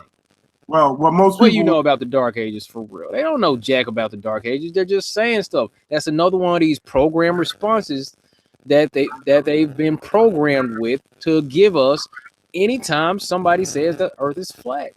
right? That society's been programmed to talk crap about us. Period. And Yep. the fact that so many people don't seem to get that, it just gets me, man. I'm not sure why. Well, I'll give you this piece of fact. When they talk about the Dark Ages, they're only talking about Europe. Mm-hmm. You Right. you ever notice when they talk about the Dark Ages, they never talk about anywhere else in the world like China. China was a very extremely successful society before and during the Dark Ages, to include Africa and Aha. India and tons of other places. The Dark Ages only apply to the Europeans. Boom. Stick that in your pipe and smoke it. Exactly. All right. I'm saying so they're on, yeah, so it's only yeah. I didn't even think about that, and that's what we're thinking about. That's where your head goes to automatically when you're thinking about the Dark Ages. You're thinking about people wearing chainmail, old castles and whatnot. Yep. You know what I'm saying? The Black Plague, things like that. Yeah, we're thinking about Europe every time. Well, I'm guilty of that. Okay. but don't feel like you're guilty, because we have to understand where our educational system comes from. Our educational system comes from European ideology. It starts with the Greeks, it goes to the Romans, then it goes to all the colonies of Rome. The colonies of Rome were German, were Britain, were France, Portugal, European countries. Right. So everything we know that we think we know about the world comes from the European/Western perspective. That's just how it is. That's how come we must go back to the drawing board to relearn a lot of this stuff. You have to first challenge what you think you know, challenge it, and if it passed the filter test, meaning it can be detectable and you can use critical, rational thinking strategy, then you can keep it. But if you can't verify what you think you know, you put it in the category of belief. Yep. And you just keep learning. Dude, I went back to the drawing board. That's how come I got these different perspectives. I don't accept things blind. I can't afford it. Yeah, absolutely. And that's where a lot of people don't want to go, because it's a rather precarious situation walking around without a steady foundation of what you believe to be truth. And once you have that pulled from under your feet, you're like, a lot of people just aren't comfortable with that, man. And Right. these are facts. But this is why it's important for us to link up, have these conversations, get around like-minded people, so we don't feel so isolated and just out here like deceived amongst society. So Absolutely. You got to hold you got to try to move the things you believe into the category of truth. If you believe something, try to do a due diligence to prove it as truth. And if you can't, that's okay. Maybe there's not enough information yet. But understand that it's a belief. A belief has a strong possibility of being wrong. Think about it. The stuff you believed when you was 15, right? Did you believe when you were 21? not all of it, no. The stuff you believed when you were 21, did you believe when you hit 30? Absolutely not. Do you see how belief works? Belief is constantly shifting as more information and more experience comes into your life. So if you're locked into a belief, you're going to not grow. You're never going to see. One of the reasons we don't know what our world is because we're locked in a belief system that isn't global. The moment people awaken to what we truly experience versus what they claim, then we're going to find out more. We're going to be able to experience more. We're going to see the world with a different perspective. But now people walking around thinking they know truth when they don't. That's a fact. You got something? That's a fact, my man. Oh, here. I saw something. There's an event going on in the UK. I got a message from Trinity 4 in the chat. Said Globe Light Tour starts next week. What's going on is a group of people are getting they're going to rent an RV. I believe they're going to charter an RV, and they're going to already put in money for it, for gas, rental, and all that. And they're going to have posters, placards, and all that. They're going to go across the UK doing a tour, I believe, preaching flat Earth. You know, just out evangelizing on that. So that's the Globalized tour, and that's getting started next week. I put a few dollars on it. You know, because it's for the cause, man. So you know we can support each other whenever we can. Somebody said in the chat my mic is messed up. Are you hearing me breaking up? No, you sound good. Sound good to me. Chad, how do you guys, can you hear me? Is my mic messing up? I hear some static in the background, but that might be my mic. Okay, let me leave this thing alone. I'm over here moving stuff around, trying to take notes, keep up with too many things. I can hear you. I just hear a little bit of static on the side. That's all. All right. We'll have to keep moving, man. All right. Shout out to my brother Carlos in the chat. I see you. DITRH in the house. My man Joey Silly. What's happening? All right, Chase Money, you again. What's happening? Chocolate Saiyan. Going Super Saiyan this year. That's what's up. All right. Let me see. Man, so look. I didn't even check on this until like about 10 minutes before the stream. Do you heard about Elon Musk on Joe Rogan's podcast earlier this week? Yeah, I heard about it. All right, so man, let's check this one out real quick. Let me. Yeah. Oh my goodness. Oh my goodness. All right. Let me share this thing real quick. All right. So, article from The Hill. Elon Musk smokes weed in California-based podcast. Oh my goodness, what a goofball. Okay. Now, let me close this out. Get this thing out of here. There's too much stuff going on. All right. Says Tesla and SpaceX CEO Elon Musk smoked weed during a podcast interview with comedian Joe Rogan on late Thursday.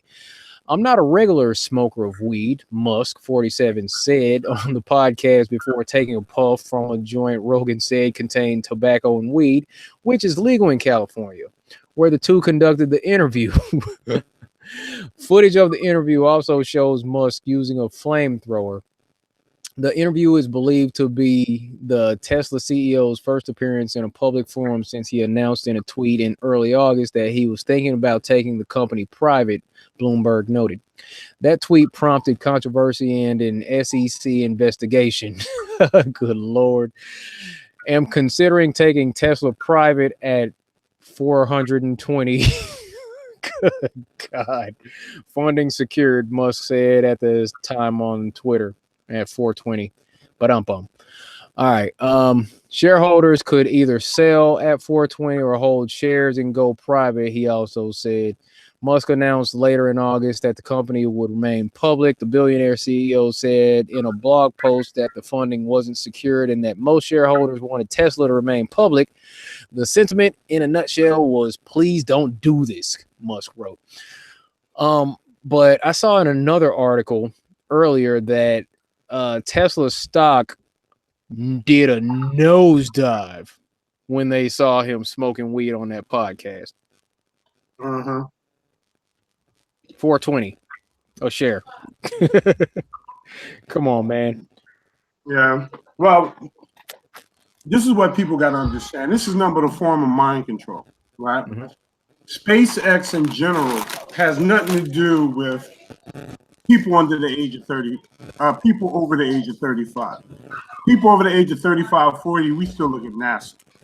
People under 35 and down, it's all about SpaceX, right? Mm-hmm. So this is an attempt to appeal to younger people. Right. Oh, he's cool. Oh, he Joe Rogan smokes weed, so this guy gets on the air. He smokes weed. He's trying to appeal to younger people. Right. All right. And the objective is to get more and more younger people to believe in his ideas. Because this Exactly. guy is not just doing SpaceX and making the Tesla. He's also talking about eugenics and AI and all this other stuff. So the bigger message here is let me go on one of the most popular podcasts, smoke some weed, and now the younger generation will be able to connect with. And you know what? That's probably working too. Actually, that is working in the minds of some, because I saw somebody posted on Twitter earlier today, or Facebook. Maybe it was Instagram. I lose track of these things. I try to keep in touch with a lot of people, but somebody had that picture of Elon Musk smoking that blunt, and in all caps it said, Elon Musk is a god. I'm like, because he smoked weed with Joe Rogan? Like, how does that make him a god? So what you said, yeah, it's working. It's another psychological operation, or psyop as we call it. But yeah, man, they're trying to make Elon Musk the elusive billionaire like Bruce Wayne / Tony Stark, and Exactly. now he's, the space guru, and he's talking about all this other stuff, and now he's smoking weed with Joe Rogan, so he's extra cool now. Yeah, he's extra cool. He put a car up in space. Oh He put yeah. a Tesla in space. He's done this. He's done that. See, this is how our controllers operate. They will deceive people all the way up to probably about the age of 40, right? Mm-hmm. A particular generation. And I'm just using these raw numbers, right? Okay. And I think they know that the human mind matures at a certain point for most people. Some people much earlier, some people much later, right? Right. But on average, it's about 35, 40. You start seeing through the BS. Yep. You wake up, something happens, and we start awakening, right? Mm-hmm. They focus on the younger generation because they know after 30, 35, those people are going to kind of either continue to believe what they were taught, or they're going to wake up to new ideas that they can't control. So what do? They go back. They start over every 10, 15 years working on the next generation. And this guy, the next generation, these next group of kids coming out of high school, smoking weed is great. Smoking weed is, it's perfect. It's this. And what's killing me about this whole weed smoking? Now, some of these people in the chat ain't gonna like me about what I'm about to say. This ain't same weed. This ain't the same weed that they smoked back in the day. Right. This is new weed. This is the stuff that they're manufacturing with more. Let me leave weed alone, because I believe they're deliberately keeping us high so we would think less. To be completely honest, that's my opinion. But I'm that alone. But what the controllers are doing is they're appealing to various generations about every 10 to 15 years, so the mind control can continue from generation to generation to generation. All right, and I disagree with. I don't like nothing that is going to alter my reality. I want to see reality every single day, every moment in time. If I get too high, I'm becoming disconnected from reality. And the more disconnected from reality that we are, the more control they have.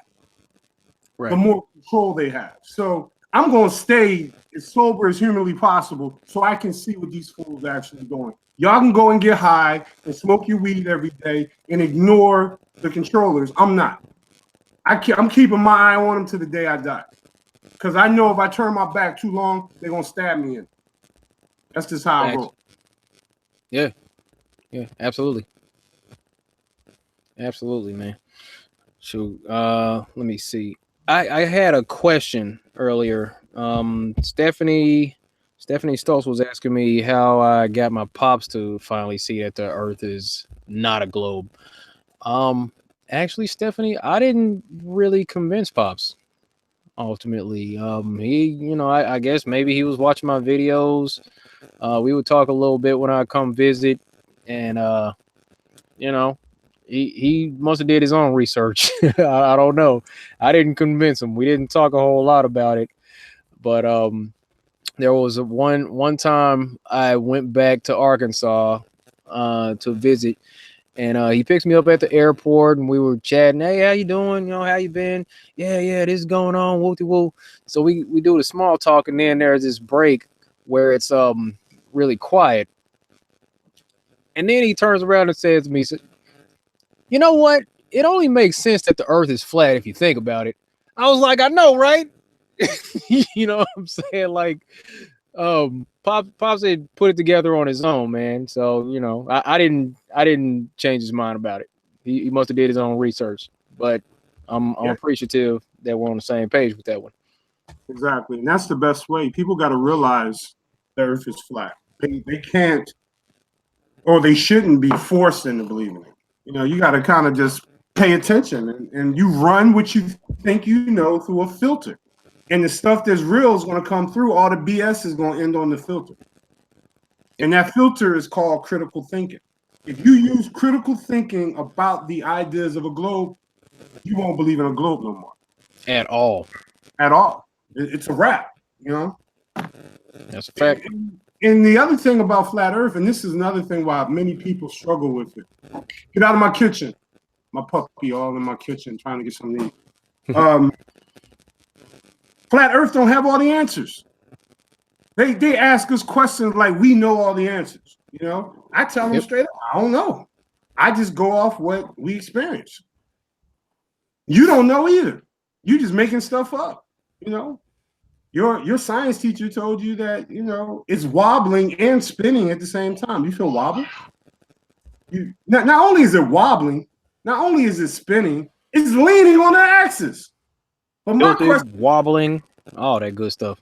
My question is, if it's on an axis, how is that axis staying stable? Is it a solid axis? Is it a gravity? How's gravity creating an axis? Gravity, man. How can gravity create an axis and spin the Earth and wobble the Earth? Explain that one to me. Man, look, I want to explain it, but I'm saying, and this is the stuff that I ask about. I'm like, so the Earth is in space and it's tilted, right? Okay, that's fun. But at the same time, I mean, it's tilted at that 23.4 degrees, and it's constantly going around the sun at that tilted angle too. I'm like, but first off, while we're looking at what angle the Earth is supposedly tilted at, we have to contemplate the idea that an angle can only be established if you have some sort of base, right? Like if I'm standing on the ground, I'm standing at a 90-degree angle. You didn't just kill the axis, did you? You just stuck a knife in the heart of the axis. I mean, doesn't that make sense? Doesn't that make sense though? I mean, if you're leaning up against the wall, if a wall straight up, this is a 90-degree angle. Okay. Right. Now we're out in space where they're saying it's a 23-degree angle. What's keeping it on this level? And look, no, but they have an answer for that too. They say it's the orbital ecliptic, is what they call it. The hell? Gotta look into it. Gotta look into it, man. Like Eddie Bravo says, look into it, man. Gotta look into it. Yeah, so we have a 23-degree angle with no base, no tangible physical base. Is it physical like the Earth? Is there like a piece of rock or something that we leaning on or something? Man, I don't even know. Like a L shape. You see how they make stuff up, and we just believe it. Oh, that makes complete sense, dude. Show me an example of that making complete sense. Yeah, no example. They can't. It's all about them. It's all about them believing and trusting in their pastors and popes of science. That's what it is. These are facts, man. These are facts. So there's that. There's the axis. But then you have to think about Polaris. Okay. Polaris is always over the north. Okay. Hold up. Hold up. On this globe situated right here, Okay. Polaris is situated above the North Pole. Right. All right. So the Earth is constantly going around the sun and all that. And Polaris is like going with it. So that means that the Earth is constantly heading towards Polaris because it's always fixed above the North Star. So that means not only is the Earth tilted at 23.4 degree axis, okay, that means that the whole solar system is traveling at 23.4 degrees because Polaris has been fixed above the North Pole for all of recorded history. Things that make you go,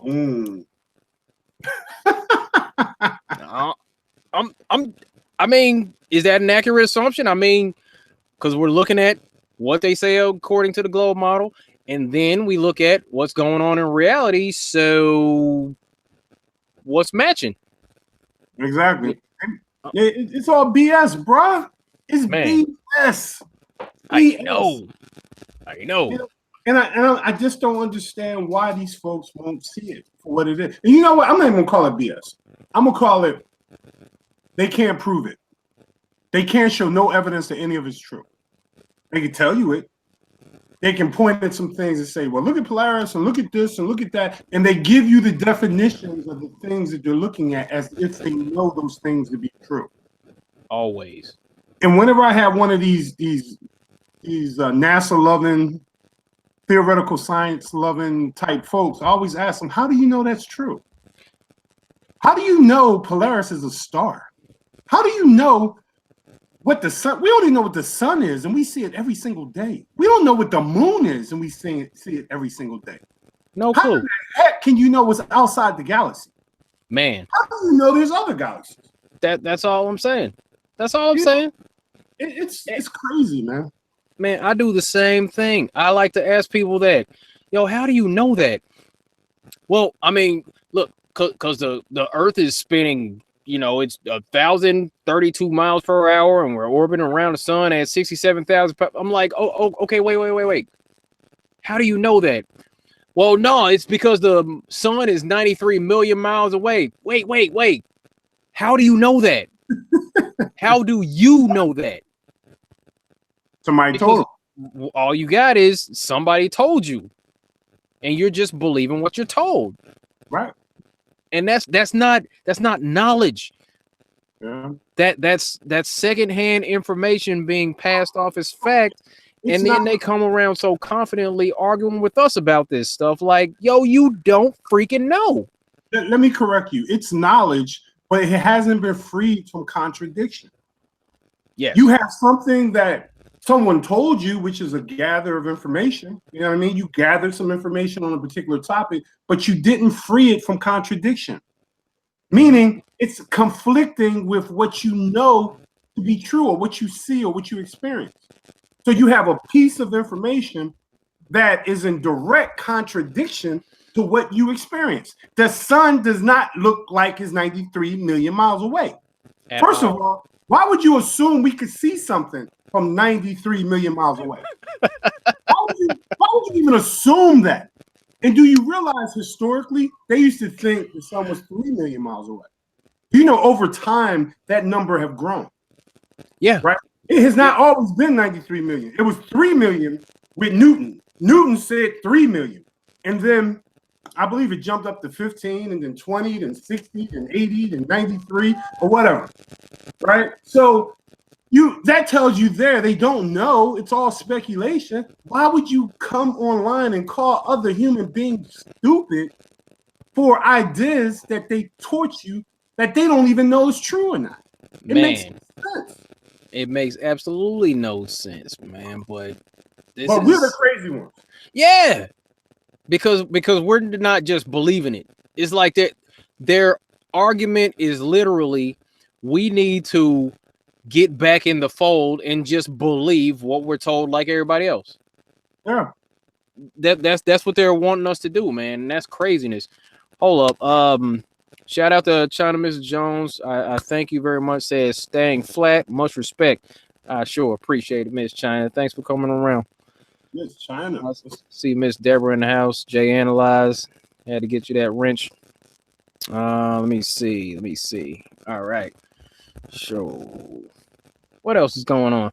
Oh, okay. So that was that thing from Stephanie. I talked about that. So it is September 7th. Yeah. Mm-hmm. All right. So, all right, folks. You all know that we're part of the truth community. We keep our eyes open for the events. So we got some homework. All right. In 4 days, it's going to be 9/11, September 11th. You know how they like to play with numbers.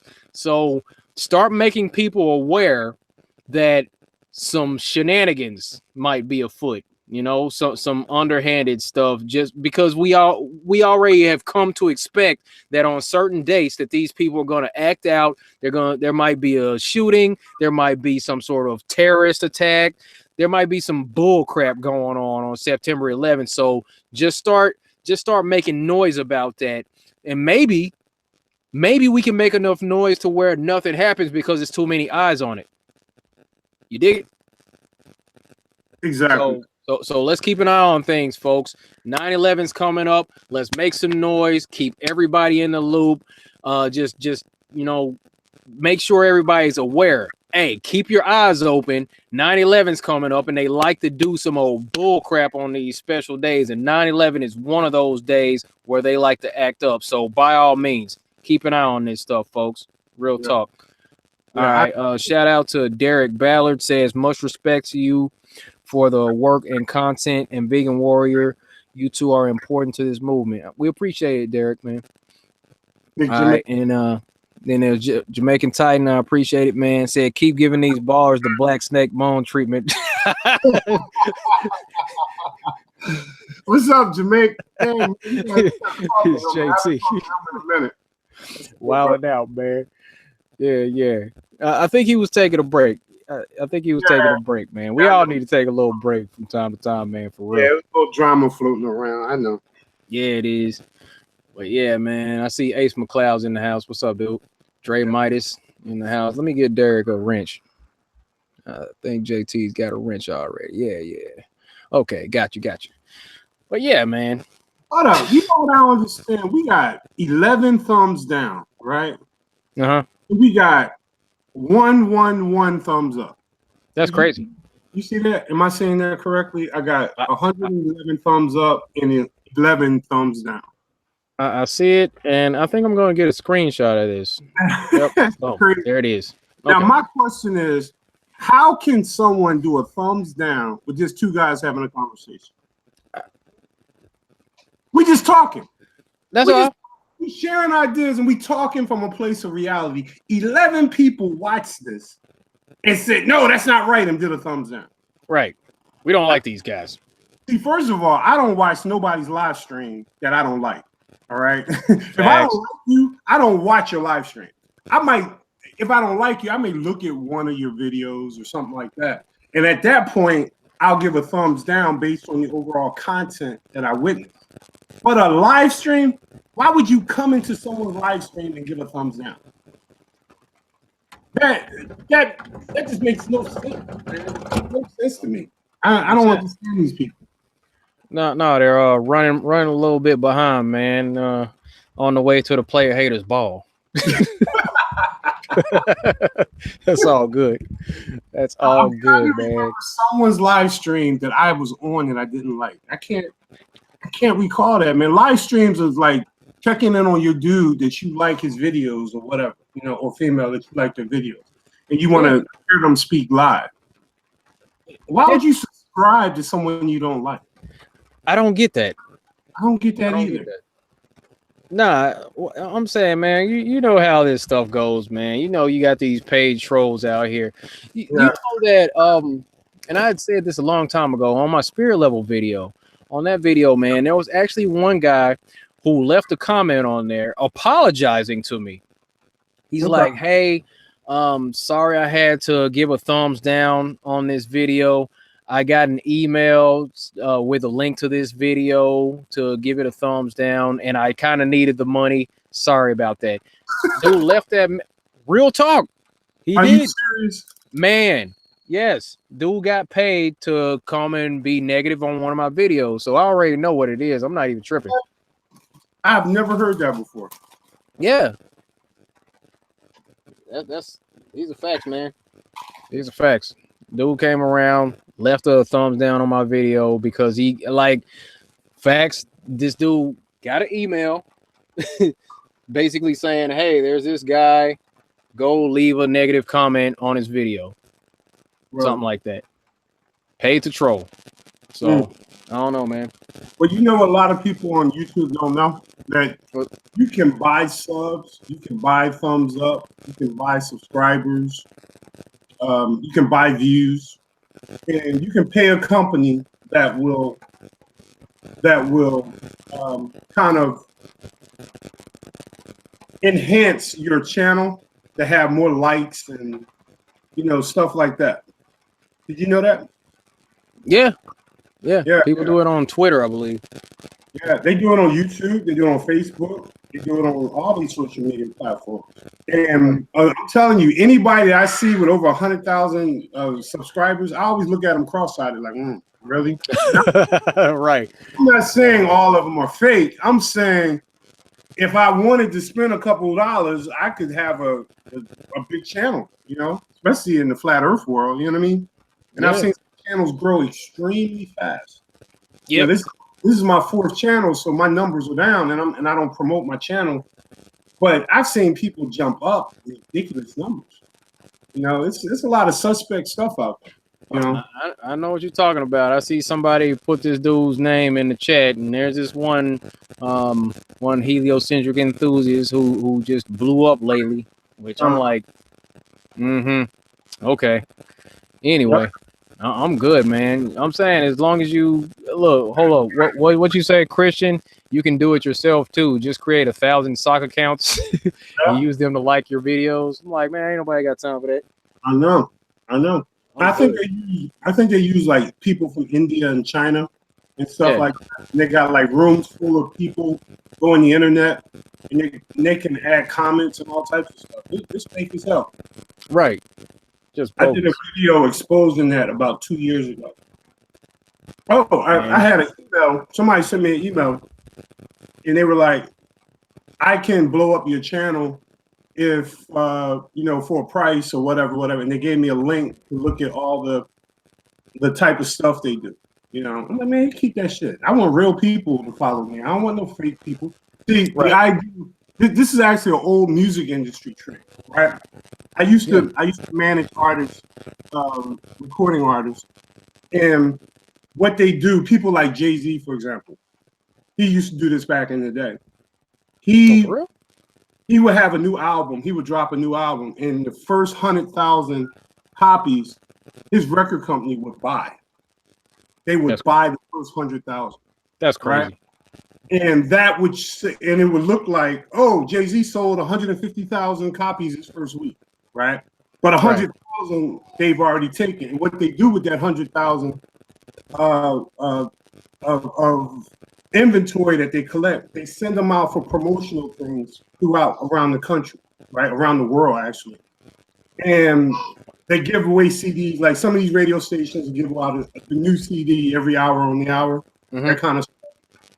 And so by buying that, it makes it appear that there's a high demand for the music, right? Oh, and that makes you say, oh, wow, it's hot. And then you run to the store and you get the new CD. It's crazy. The same concept that they use in Facebook. I mean, in YouTube. If you go to a channel and a guy appears to have tons of subs, you're going to give him a little more consideration because there's so many people who's into him. You know, so many people subscribe to him. Oh my God, he must be good. He has 100,000 people subscribe to him. When really half of that is fake accounts. Yeah. You know, now the way you know if you got real subscribers, you look at how many people are watching you live. Like right now, you have 211 people watching, right? And that fits with the number of subscribers you have. Yeah. You know, I've seen you up to 500. You know, people watching you, and you're just doing a little small video. So the more people that you truly have, the more people will be watching you live. Right. And I appreciate everybody too. I really do. Absolutely. Love everybody that takes the time to hear us. Absolutely, man. I'm saying I think this is a cool situation where you know, we can get together and just wrap up what's been going on in the community lately, and you know, just relax, you know. What was I about to say? Oh yeah, we were talking about the music industry. Yeah. In other news, there's been beef. That thing between Eminem and Machine Gun Kelly. You know what? I gotta say that I think Machine Gun Kelly might have got him. I'm just saying. Yeah, man. What did they do? They did a rap battle? Well, look, Eminem dropped a album last week out of nowhere. Right. Dropped an album last week out of nowhere, and it was, I think he might have took a shot at MGK because he put up a tweet about Haley or some crap. I don't know. At any rate, Machine Gun Kelly, I hadn't heard anything about him, but I think he handled business on that one, man. I don't know. I don't know. I watched that video a couple times. I'm like, yo, dude went in. But anyway. Yeah, I gotta check that out. Man. I mean, I heard about the album. I got played a couple songs on the album. One or two that I like. You know what I mean? Because Eminem, to me, he's hit or miss. Like, he's a hot MC, of course, but sometimes he's just crazy. You know what I mean? I'm like, yo, dude, that's crazy. You know, he talk a lot of talk. But then there's some stuff he's just crazy hot. You know, just like ridiculous, like creatively off the charts on certain things. You know, so he makes music that, for me, in my opinion, is hit or miss. But I still think he's one of the best. But if this guy, Machine Gun Kelly, and him went head to head, I want to hear that. Man, look, listen to that song. He did a song called "Rap Devil" because Eminem did that song "Rap God" last year or the year before that. And I think for now, if we're just going tit for tat, just counting, I'm gonna have to say that Machine Gun Kelly is he's got the upper hand right now. I'm just saying. I think he killed it, man. I think he killed it. Eminem, he's got talent. He's done his thing, but yo, Kelly on that Rap Devil, bruh. This isn't even what I do. I don't even mess with rap these days. I was like, wait a minute, there's a rap beef going on. Eminem kills people in rap beefs. I was like, who's Machine Gun Kelly? I didn't even know this cat, but I listened to that. I was like, dang. We'll see what happens, man. Anyway, crazy. Machine Gun Kelly ain't nothing but a younger version of him. Exactly. Yeah. If he tells me he wasn't inspired by Eminem, I wouldn't believe him, because a lot of times when I heard him rap, I thought of Eminem. You know what I mean? But some people may not see it that way. Hey, well, look, when you get a chance, man, it's 4 minutes 55 seconds. I'll listen to it 3 times. It's cold-blooded. Oh wow, that dude is cold-blooded. I'm saying, man, look, I'm thinking about doing a diss track for somebody. Man, do it. Yeah, I might. We'll see. All right, here, let me see. Shout out to Deandra Lampkins. Says, check out Yaz Army on Facebook. Please come to St. Louis. Keep it flat. I've been to St. Louis a few times, actually. Like back when I was in Arkansas, we had went up there for a couple times for some conventions. It was church stuff, though. You know, Pops be preaching down south, traveling to these different areas. I used to be shotgun. You know? I heard you need your gun when you go to St. Louis. Man, I don't even know. I don't even know. I was just joking. I'm saying, look, back in Little Rock, bro, you saw Banging in Little Rock, man, that HBO special. Yeah. Little Yeah, Rock man. is huh? Yeah, that was gangster. That was gangster back there, man. And look, they don't even report on all the stuff that's going on out Yeah. there these days because there's so much, you know. Hey, but you know it's crazy. I just finished a contract working in Baltimore City. Mhm. Man, I ain't never seen such bad condition, especially for black people in a city. That entire half of that city, you know how you remember The Wire?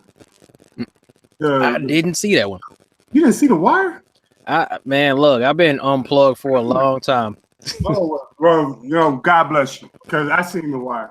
If All right, you want some entertainment, sit back and watch all the episodes of The Wire. You're all gonna be right. jacked up. Anyway, I was in that area, West Baltimore, and dude, it I come from Philly, bro, and I went to Baltimore, and I was in awe of how many ghettos, how many slums, how many crackheads, how many prostitutes. I mean, it was ridiculous. It's like half of the city is just gone. You know, battle zone gone. You know, I worked there for 6 months, and it was like I didn't know it was that bad. I mean, I knew it was bad, but I didn't know it was that bad. You know, and I was Right. working for an organization that dealt with the homeless. And I was providing security and facility management for the shelters. They got shelters all over the city, and there's people, you know, in shelters and soup kitchens and all. Dude, it's crazy how poor Baltimore City is. You know, Man.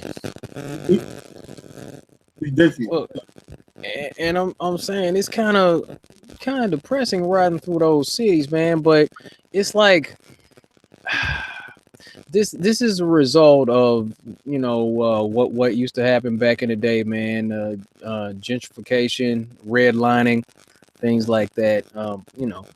This is the manifestation of all that stuff. You know, where we're at in society right now, as far as these neighborhoods and all that, because they used to put people of color in these rundown areas, cooped up together, and then kind of block them off from the suburbs and all that, and you know, post up the liquor stores, the things like that, and gun stores and all, and lower the education that's available in that area, and it creates this kind of this loop, and it's just I don't know. These are the results of it, man. And people end up in these cities in these conditions and not moving ahead. It just becomes stagnant, and I mean, there's like no progress, so people lose hope, and just end up just hanging out, not really doing anything, not really going anywhere. Getting high and heroin and all that stuff. It's crazy. Yeah. Well, Yeah. that's why, honestly, when I talk about the five senses and critical thinking and all that stuff, dude, honestly, I'm not trying to come up. I'm not trying to say that only applies to flat Earth. I think that applies to everything. Because once you can critically think and you start seeing the world for actually what it is, the delusion can no longer consume you.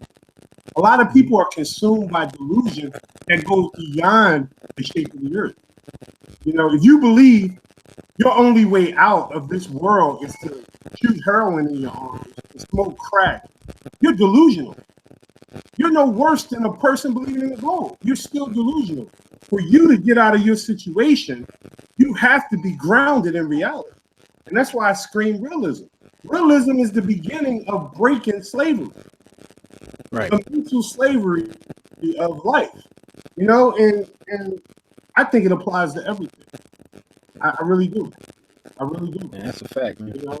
That's a No matter how poor you get, there's always an option. Yeah. Always an option. Definitely. You know what I mean? And that's what throws me off. That's what used to throw me off, man. I'll see like broke and look, I'm in my bubble with this, okay? Y'all spare me a little bit. I see people who are able to maintain a vice that don't have any money. I'm like, I don't get that. How you always got money for cigarettes? I don't understand that. How you always got money for alcohol?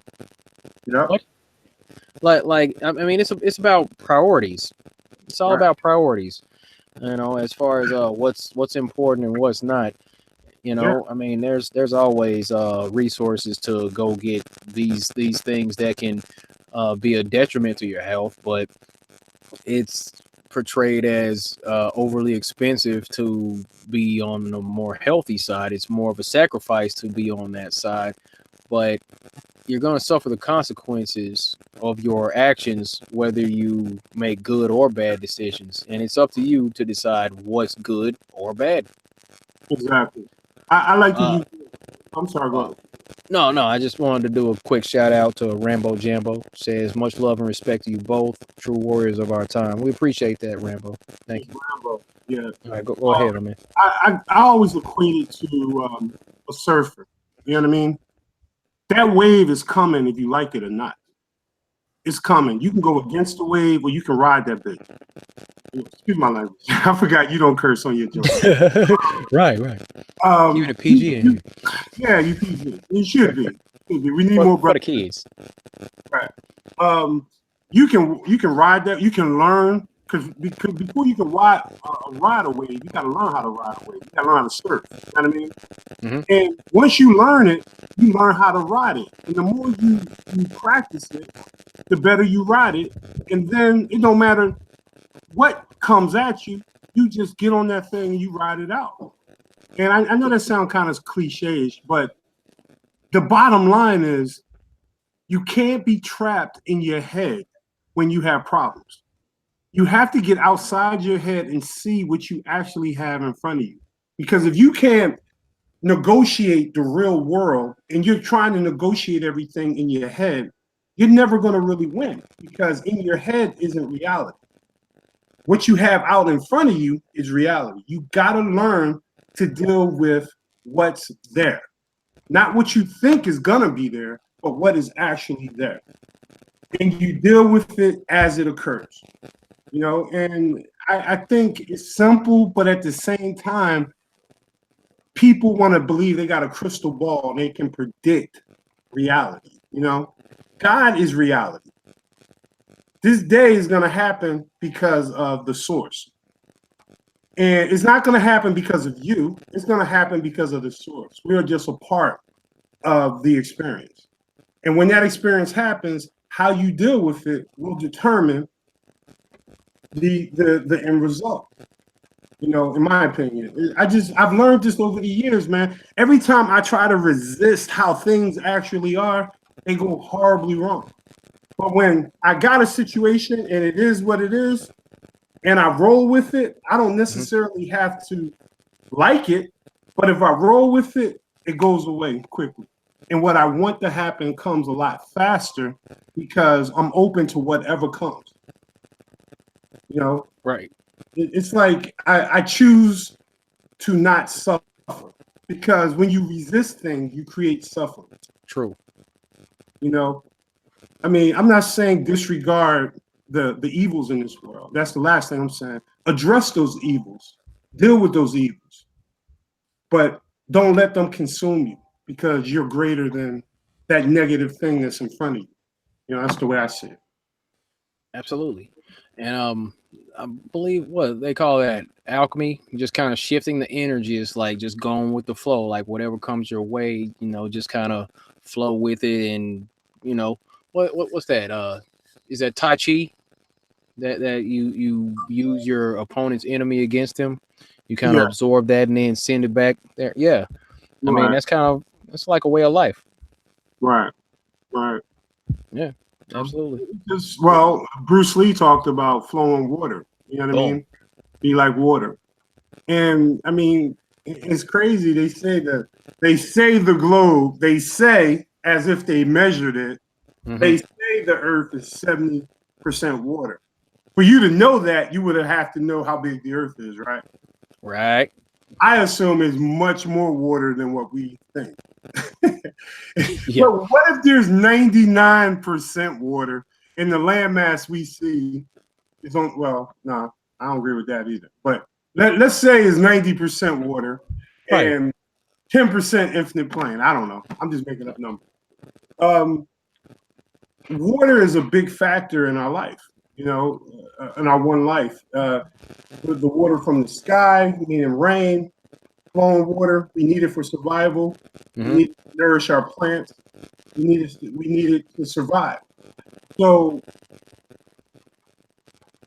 identifying with water is not necessarily a bad thing, especially when they say our bodies are made up with so much water as well. Right. It may be some answers in there. It may be, I'm not saying there is. I just think that's a lot more rational than us hiding behind heroin or cigarette smoking or crack or, drinking or whatever. A guy in the chat said, well, Kurt, do you think drinking is bad? Yes, I think drinking is bad. That's why I only did it on my birthday. Right. I didn't like how it felt when I woke up, So I'm not a big drinker. Yeah. Yeah. And let me see. I don't have a gallbladder, so it doesn't really work out for me all that well with the drinking stuff. Oh, wow. You had your gallbladder removed? Oh yeah, I had that out when I was in the army, back in like 2005, I believe, like in 2005, maybe 2006. I can't remember exactly, but yeah, man, did a laparoscopy where they cut 3 slits in. They put a little camera in my belly button, and then they like drilled in there and chopped everything up and sucked it out. I was like, what? Is that what happened? And then they explained it to me afterwards. I was like, all right, man. But yeah, I got like 4 different scars in my abdomen from that surgery. But yeah, I can't drink. I can't drink. And that's why I made that video a long time ago about the apple cider vinegar, because it's like, since I don't have my gallbladder, if I understand correctly, the bile that the gallbladder regulates dripping into your stomach to help with digestion, that like constantly drips into my stomach. So I can't eat like greasy foods. And if I do eat something that's like way too greasy and then I go to bed, I'll wake up and I'll end up in the fetal position because it just does not work out, man. So I'll have to wake up and I'll take a shot of apple cider vinegar, chug some water, and then I'm usually cool after that. But man, it's like that. But let me see. Back on flat Earth. Yeah. There was a request. About the moon missions. Right. All right. So we got to consider the moon missions here. The whole idea of people blasting off, leaving the Earth, and then going to the moon and then making it back. In a nutshell, this is what happened. So let's think about this. this basic scenario. All right. So let's say you and a friend are in Southern California. Y'all just hanging out, and your friend says, all right, it's time to head back to Seattle. I'm about to go. You both hop in the car on I-5, because the I-5 corridor goes all the way up the West Coast. It goes from Southern California, comes all the way up to the border of Canada. So you and your friend jump in the car and start heading towards Seattle. You decide that you want to go back to the bar and hang out for about an hour or so. Your friend says, look, I'm going to head towards Seattle. I'm going to keep going. I'm only going to go 25 miles per hour. You're about 2 miles out of the city. Your friend, you jump out of the car. They proceed 25 miles per hour heading north. You head back south. Hang out at the bar for 3 hours. This whole 3 hours, your friend's been driving 25 miles per hour north on I-5. You finish up at the bar and say, you know what? I think it's time for me to head to Seattle. So you, on foot, get on I-5 and you start heading north. Your friend's been heading north 25 miles per hour for 3 hours while you were hanging out at the bar. Is it possible that you're ever going to catch up to your friend? Absolutely not if you don't stop. Because in 3 Absolutely. hours, he's 75 miles ahead of you. There you go. Right. There you go.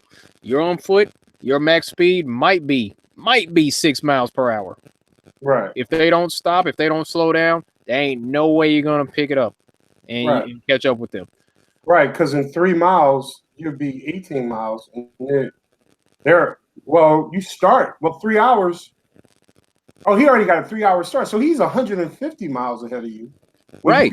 When you get to 3 miles. Yeah. I mean, when you get to the 3 hour mark. Yeah. So you're only at 18 and he's at 150. Right. So check this out. Yeah. On these moon missions, what they did, they hopped in a rocket and they left the Earth, heading to the moon. Now, when they left the Earth, they became independent of the surface of the Earth. They were no longer attached. The Earth is said to still be orbiting around the sun at 67,000 miles per hour, right? Oh, yeah. Wow. So the rocket leaves the Earth. The Earth still 67,000 miles per hour. And then this rocket leaves and is heading out to the moon while the moon's orbiting around the Earth at 2,232 miles per hour, something like that. Wow. Okay. Hangs out on the moon. They're playing golf. They got doom buggies. They're taking pictures, planting flags, having phone calls with Richard Nixon from a landline. And Right. okay, so they pack it up, hung out on the moon. All right, time to head back to Earth. What do you think the max speed of one of these rockets built in 1969 might have been? Full thrust. Well, 2,500 maybe? I'm being generous. They're limited. Well, they say the ISS can go 17,000. They're probably going to lie and say that the rocket can go 100. Right. I don't know. Right. So they make up numbers, man. It's their game. Their game, man. But look, even if they could get the rocket to go 17,000 miles per hour through space, through the vacuum of space, with nothing to thrust upon, well, it's not even the rocket, right? Because the rocket detaches. It's the limb. Exactly. Right. It wasn't even a rocket. They didn't even have the rocket accessible coming back to Earth. Right. So they took something slower than the rocket back from the moon and caught up to the Earth while the Earth was still orbiting around the sun at 67,000 miles per hour. Yeah, that's crazy. Hashtag, and they believe it. Yeah, that's crazy. Like, come on now. Yeah, that don't fit no matter how you look at it. No. No. Why can't the average person see this, though? Man, I have no idea. I mean, no idea. You see, when I did the... Oh, go ahead. I'm sorry. No, I was just sitting up thinking about that. I'm like, how can we break down the ridiculousness of even traveling to the moon? How can we break this down real quick? Because, I mean, let's just think about the speeds. Akuma virus says slingshot.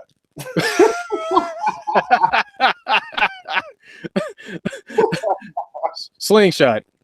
Yeah. Like in Armageddon when they slingshot around the asteroid and came back on the other side. Like I put them in a slingshot and pulled it back real far and then said pop. Oh my God, man. While Nixon's talking to them from the White House on a landline, bro. Come on,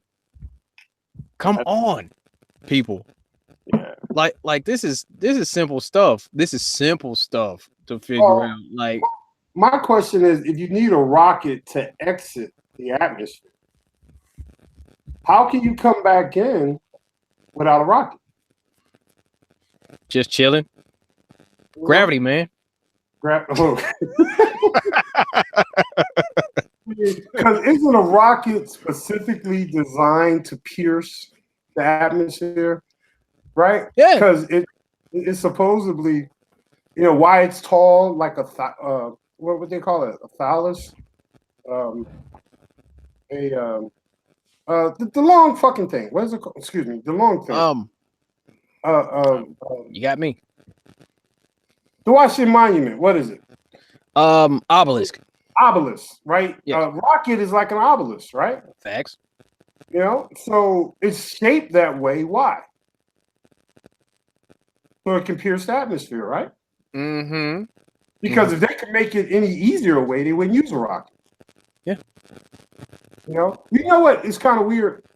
Why won't they just design an airplane, right, that can do high altitudes and gradually enter low Earth orbit to get that?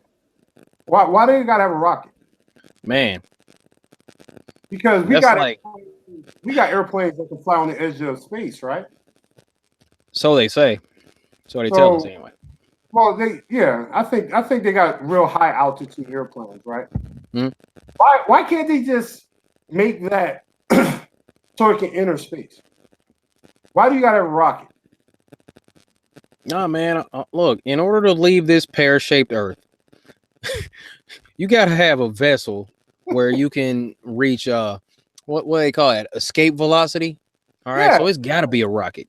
I mean, we need this one large phallus full of fuel to create the proper thrust to get us outside of the Earth's atmosphere. They got to bust a load as it takes off. All right. Where right. Right. Facts. I'm saying you got to make sure it gets up in there and bam, just flies out. All right. But man, it's crazy the stuff you have to believe to actually hold on to this ball thing, man. And a lot of times I think that these global believers who are just constantly on us about this flat earth stuff, making these debunking videos and all that, dude, I think they know, and they're just messing around. They're just trolling. They're just doing. Well, that's what I was going to say to you earlier. Did you watch my series when I did the mind control videos? When did you do those? I was showing how hypnotists they do public displays of mind control with. Yeah. I did see that one. I was exploring the idea that many people are under a state of hypnosis or mind control, right? Tricked into believing reality is X, Y, and Z when really it's not. Basically, I was trying to say that it's a form of mind control to accept certain ideas without thinking. And that's where the cognitive dissonance comes from. The cognitive dissonance is when your mind can't negotiate the facts that you have right in front of you. And there's a conflict, there's a contradiction, and it creates a frustration within the person. And when you have these discussions with people and you see that instant cognitive dissonance where you just are posing a question, for example, like, how do you know? Have you ever asked someone, how do you know something, and they just fly off the handle? A lot of it has to do with them never being challenged on that idea. Mm-hmm. And they go into instant defense mode, and they also resort to instant attack mode, you know? And could it be that the mental programming calls for that if these ideas are ever challenged? It's kind of like, okay, this is how it is. And if anyone ever challenges you, you fight back. You can program people to do stuff like this. That was the thing I was exploring, So I wanted to show hypnotists who can hypnotize people and have total control of the being or the mind of that person. And that's only for the entertainment side of things. Can the government do advanced forms of hypnosis? That was the question. Can the government do hypnosis without even being in the room? Can they do it through the media? Can they do it through the internet? Can they do it, these types of things? And I know based on some research that they worked heavily on this in the 19th century. You know how you had all those stories of those insane asylums, and they had people in insane asylums and they were doing electrical treatment on them, electric shock treatment. And what they really were doing was experimenting on the mentally ill. And during that time, they were learning more and more about the mind and how it works. I think they have figured out a way to manipulate the minds of people. And not only have they done it on an individual level, I believe they've learned how to do it on a mass level. Definitely. Can we actually be a part of a world where the majority of people are under some form of mind control? And that's what I'm exploring, and I think it's I think it's some evidence to support that. I don't know if it's true or not, but I'm looking at those possibilities, because there's no reason why me and you should be able to see the obvious. So something. There's no reason and other people can't. Yeah. I think there's a reason for that, in my opinion. Yeah, it's like I believe it's when people turn their TV off, cancel their cable, they just get away from the programming. And we say it so much that it's cliche, but they call it programming for a reason. When they say we now return you to your regular scheduled program, that's what they mean. That's exactly what they mean. All right. But you got to ask yourself, who's being programmed? They're programming you to see things a certain way in your reality. And that's what it is, man. That was the Montauk Project. That's MK Ultra. That's what Joseph Goebbels said in Hitler's regime. If you tell a lie repetitiously enough, it becomes the truth. And that's the issue, man. And we may very well be living in a society where people are under mind control, because for us to see these things so clearly and other people to miss them, it is kind of confusing sometimes. Like, there are people literally arguing that water bulges and a laser bends over the bulging water. Right. I'm like, what are you talking about? Yeah, that's crazy. Like, how is that not obvious? When do you not know the surface of water to be flat other than droplets? Right. When do you not know lasers to fire in a straight beam? Right. Like, so that's, I'm saying, man, I turned the TV off a long time ago. Wow. Like, I've been look, as far as the music industry goes, I've been a grumpy old man since like 2000, 2001, wow. Something like that. It's like I still bumps old school 90s for the most part. Wow. But if I hear something going on, like a new rap battle between one of the best rappers out there, then yeah, I'll probably tune in for that. But this mumble rapping stuff, no, I don't pay attention to that. Yeah. TV, no, I don't pay attention to that. I used to watch Beavis and Butthead. Vegan. Beavis and Butthead, that was edgy back in the day. She said, but I'm saying they would just be doing some goofy stuff like that. But Vegan, straight up, right now, the stuff that's on the TV is way beyond where that stuff used to be. You know what I mean? It's like I liken this to gas prices. All right. And this is my analogy that I use for how we've been desensitized. All right, Carlos, you have a good night, bro. So as far as becoming desensitized, what happens is there was a point where the gas prices were $1. Everything's cool.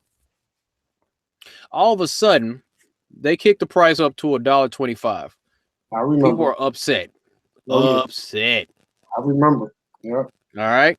They go from $1 to $1.25. People's like, what the heck's going on? What you mean? A whole quarter jump? Really? So people get really super pissed off about this extra 25 cents. And then what happens is like they'll drop it back to $1.10. Okay, so they knock 15 cents off. So when people were upset about that $1.25, they bring it back to $1.10. Then everybody just calms down. Then, let's say a few weeks later, they kick it up to $1.50. $1.50 a gallon. $1.55. Okay. People were like really upset, like, yo, it was $1.10. What are you doing? What do you mean it's $1.55 a gallon, man? Yo, we need to boycott. We need to, yo, it's torches and pitchforks time out here. I remember. Right? Doing too much. $1.55, you got to be crazy. So they'll bring the gas prices back down to $1.25. And then everybody's cool. But what happens, it gets back to $1.25. Everybody's fine. But in the beginning, it was $1, and you used to be upset that it was $1.25. But since they pushed it that far and then brought it back here, then it's fine. That which you were not having it when it was $1.25, and now it's cool because they pushed the envelope that much further, and then they brought it back to where you were upset back in the day, and now it's just fine. And they've done that over time, and now we're all like, well, it's like $3 a gallon right now, least, and we're all just like da. It's all good. Well, like we're not even upset about that anymore. Right. You left one vital point out. Go ahead, please. Every 10 years, you got a new generation being born, right? That's becoming into adulthood. So now you got people that's used to the $1.25, the $1.50, the $2, the $2.50, $3. Yep. They're used to it because they don't even know, they don't remember or was not a part of that process when it went from $1 to $1.50. Yep. You know, the same ideal can be used for taxes. If you look at how much taxes are coming out of your paycheck, it's phenomenal. It's phenomenal. I don't even look. If you exactly, and that's another way how they get us, because we just refuse to look at it. not saying that we should or we shouldn't, but if you look at it, you'll become angry. Man. Over time, you'll get used to it. And that's what they know. Again, they study the human mind. All this is the human mind. They know what they can get away with and what they can't get away with. Exactly. And I think, and you got to think about the Illuminati's philosophy, order out of chaos. They create the chaos. We cry and complain about it. And then they swoop in as saviors. And that savior is reducing the 125 down to 110. You know, not back to $1, but to 110, because that's where they really wanted to be anyway. The 125 was the chaos. The 110 for a gallon of gas was where they wanted us to be. So now we feel like, oh, they fixed that problem. We just brought in a Republican. He brought the gas prices down. He got the economy back. You know what I mean? When really the overall objective of both the Democrats and Republicans is to steal from the American people. That is their job. Because the more money they steal, the more scarcity they create. The more scarcity they create, the more people are reliant on the government versus their own pursuits. You know, so if you need the government, see, and a lot of people want to exclude the Democrats from this. They create dependency through welfare. I was giving you an example earlier of Baltimore City, man. We're dealing with people that are homeless, and people are this or that. And I was working for a nonprofit organization that housed you and fed you. But at the first of the month and also the 15th of the month, our cafeterias would be empty. The homeless people would be out spending the government money, not saving it, buying McDonald's and all these fast food type foods, and they wouldn't come to the shelter. And once their money ran out, then they start coming back to the shelter, wanting the free meals, the free lodging, and so forth and so forth. So the Democrats want to create a dependency so they can stay relevant in the human psyche. The Republicans want to do the same thing. It's just that they got different methods on how they administer their power on people. And you hit the nail on the head when you talked about the gas prices. Dude, I was an adult back then when it was only $1. And I remember struggling to get $5 worth of gas, 5 gallons of gas. You're like, damn, I need $5. Let me find $5. I need $5. I need $5. Fill up my little 1984 Cutlass Supreme in 1985. You know what I mean? Right. So it was like a big deal just to spend $1 for gas. Then when they moved it to $1.50, $2, whatever, it was like, wow, they want a lot of money just for gas. Right. And now we're paying, like I drive an SUV. I'm paying $65, $70 just to fill up my tank. Big. I'm dropping like 90 every time I fill this thing up. Wow. Yeah, because you're running the air and all that stuff, right? Yeah. Sometimes. I usually ride with the windows down, but yeah, I'm saying it gets real in here. And then I jump out. Okay, well, time to fill it up. I try not to even look, but yeah, it's usually 85, 90. Yeah, if you get your first car at 2021, right, and the gas price is already at $2.50, you're used to that. Yep. But your parents was only paying $1. That's right. It's psychological how they do this to us. Yeah, it is, man. And shoot, what was it? I had a 2001 Mitsubishi Mirage when I was in the Army, and I had that thing for like 10 years something. I used to take care of my vehicles, ride them till the wheels fall off, get them paid off and then just stack that loot. But dude, it used to cost like 20 or less to fill up the tank from E. I remember that, man. That was good times. But it's not what it is these days, I can tell you, man. But yeah, well, it's all good, man. Well, you should see how they do buying cars. When you go buy a car now, back in the day, I remember you couldn't finance a car for no more than 3 years. 5 years max, right? 60 months. Like if you got it on terms and you were financing a car, they would spread payments out for 5 years. Dude, they're now spreading payments out 6, 7, 8, 9, 10 years for a car. Yeah. So if you get a car, you may be paying $300-$400 a month for 10 years of your life. Man, look. You're paying double and triple for the purpose of the price of the car. Man, look, I'm kind of old school with the way that I handle money. I'm like, if I can't afford it with cash, I probably don't need it. That's just where I'm at with it, And it's worked out thus far. Man. But smart. Man, look, we creeping up on about 3 hours. Oh yeah, you say we done when we done. All right, boss. Shoot, man, let's go cut this thing up for a couple minutes, man. Yeah. But yeah, man, I appreciate you joining me again for this wrap up. Having had a good discussion, man. Went over these topics and all that. Drop the links in the chat. If I can get the moderators to pull those links back, maybe. Because I already shut them out on my laptop. Just trying to save bandwidth so things don't fall apart. So there was a new situation with the hole in NASA. All right. They didn't give us the actual picture of the hole the first time, and then they try to circle back around and give us something real. We're not buying it.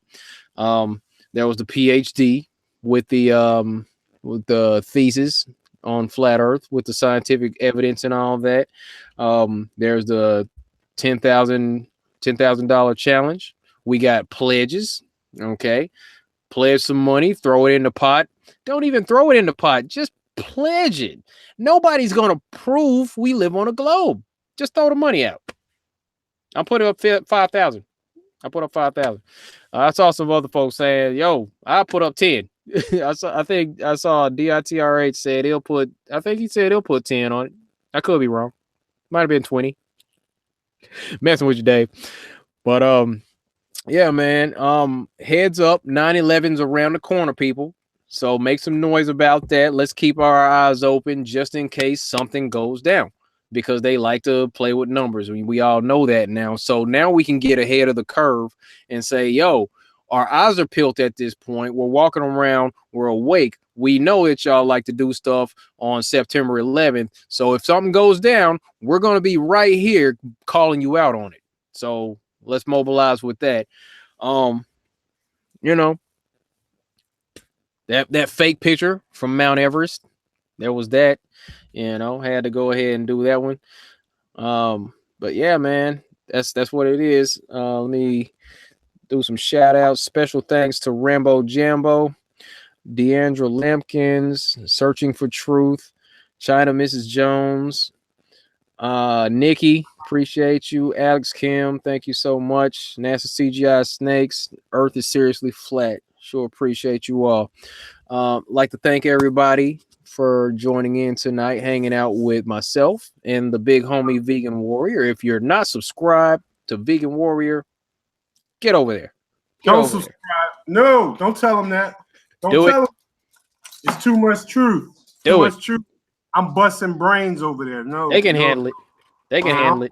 I ain't trying to hurt nobody. Hey, these are flat earthers over here, man. They can handle it. These are critical thinkers, strong in mind, strong in body. These are good people. They can handle you, man. I'm just warning them, just letting them know, I go in, I go hard. That's what's up. That's what's up. That's what we need. All right, folks. Gonna go ahead and cut this one short. Much love from D Marble and the homie Vegan Warrior. Hope you all have a great weekend. Thanks for tuning in with us. Love and appreciate you all. Be good to each other. Take care of yourself. Stay flat. We'll see you next time. Peace.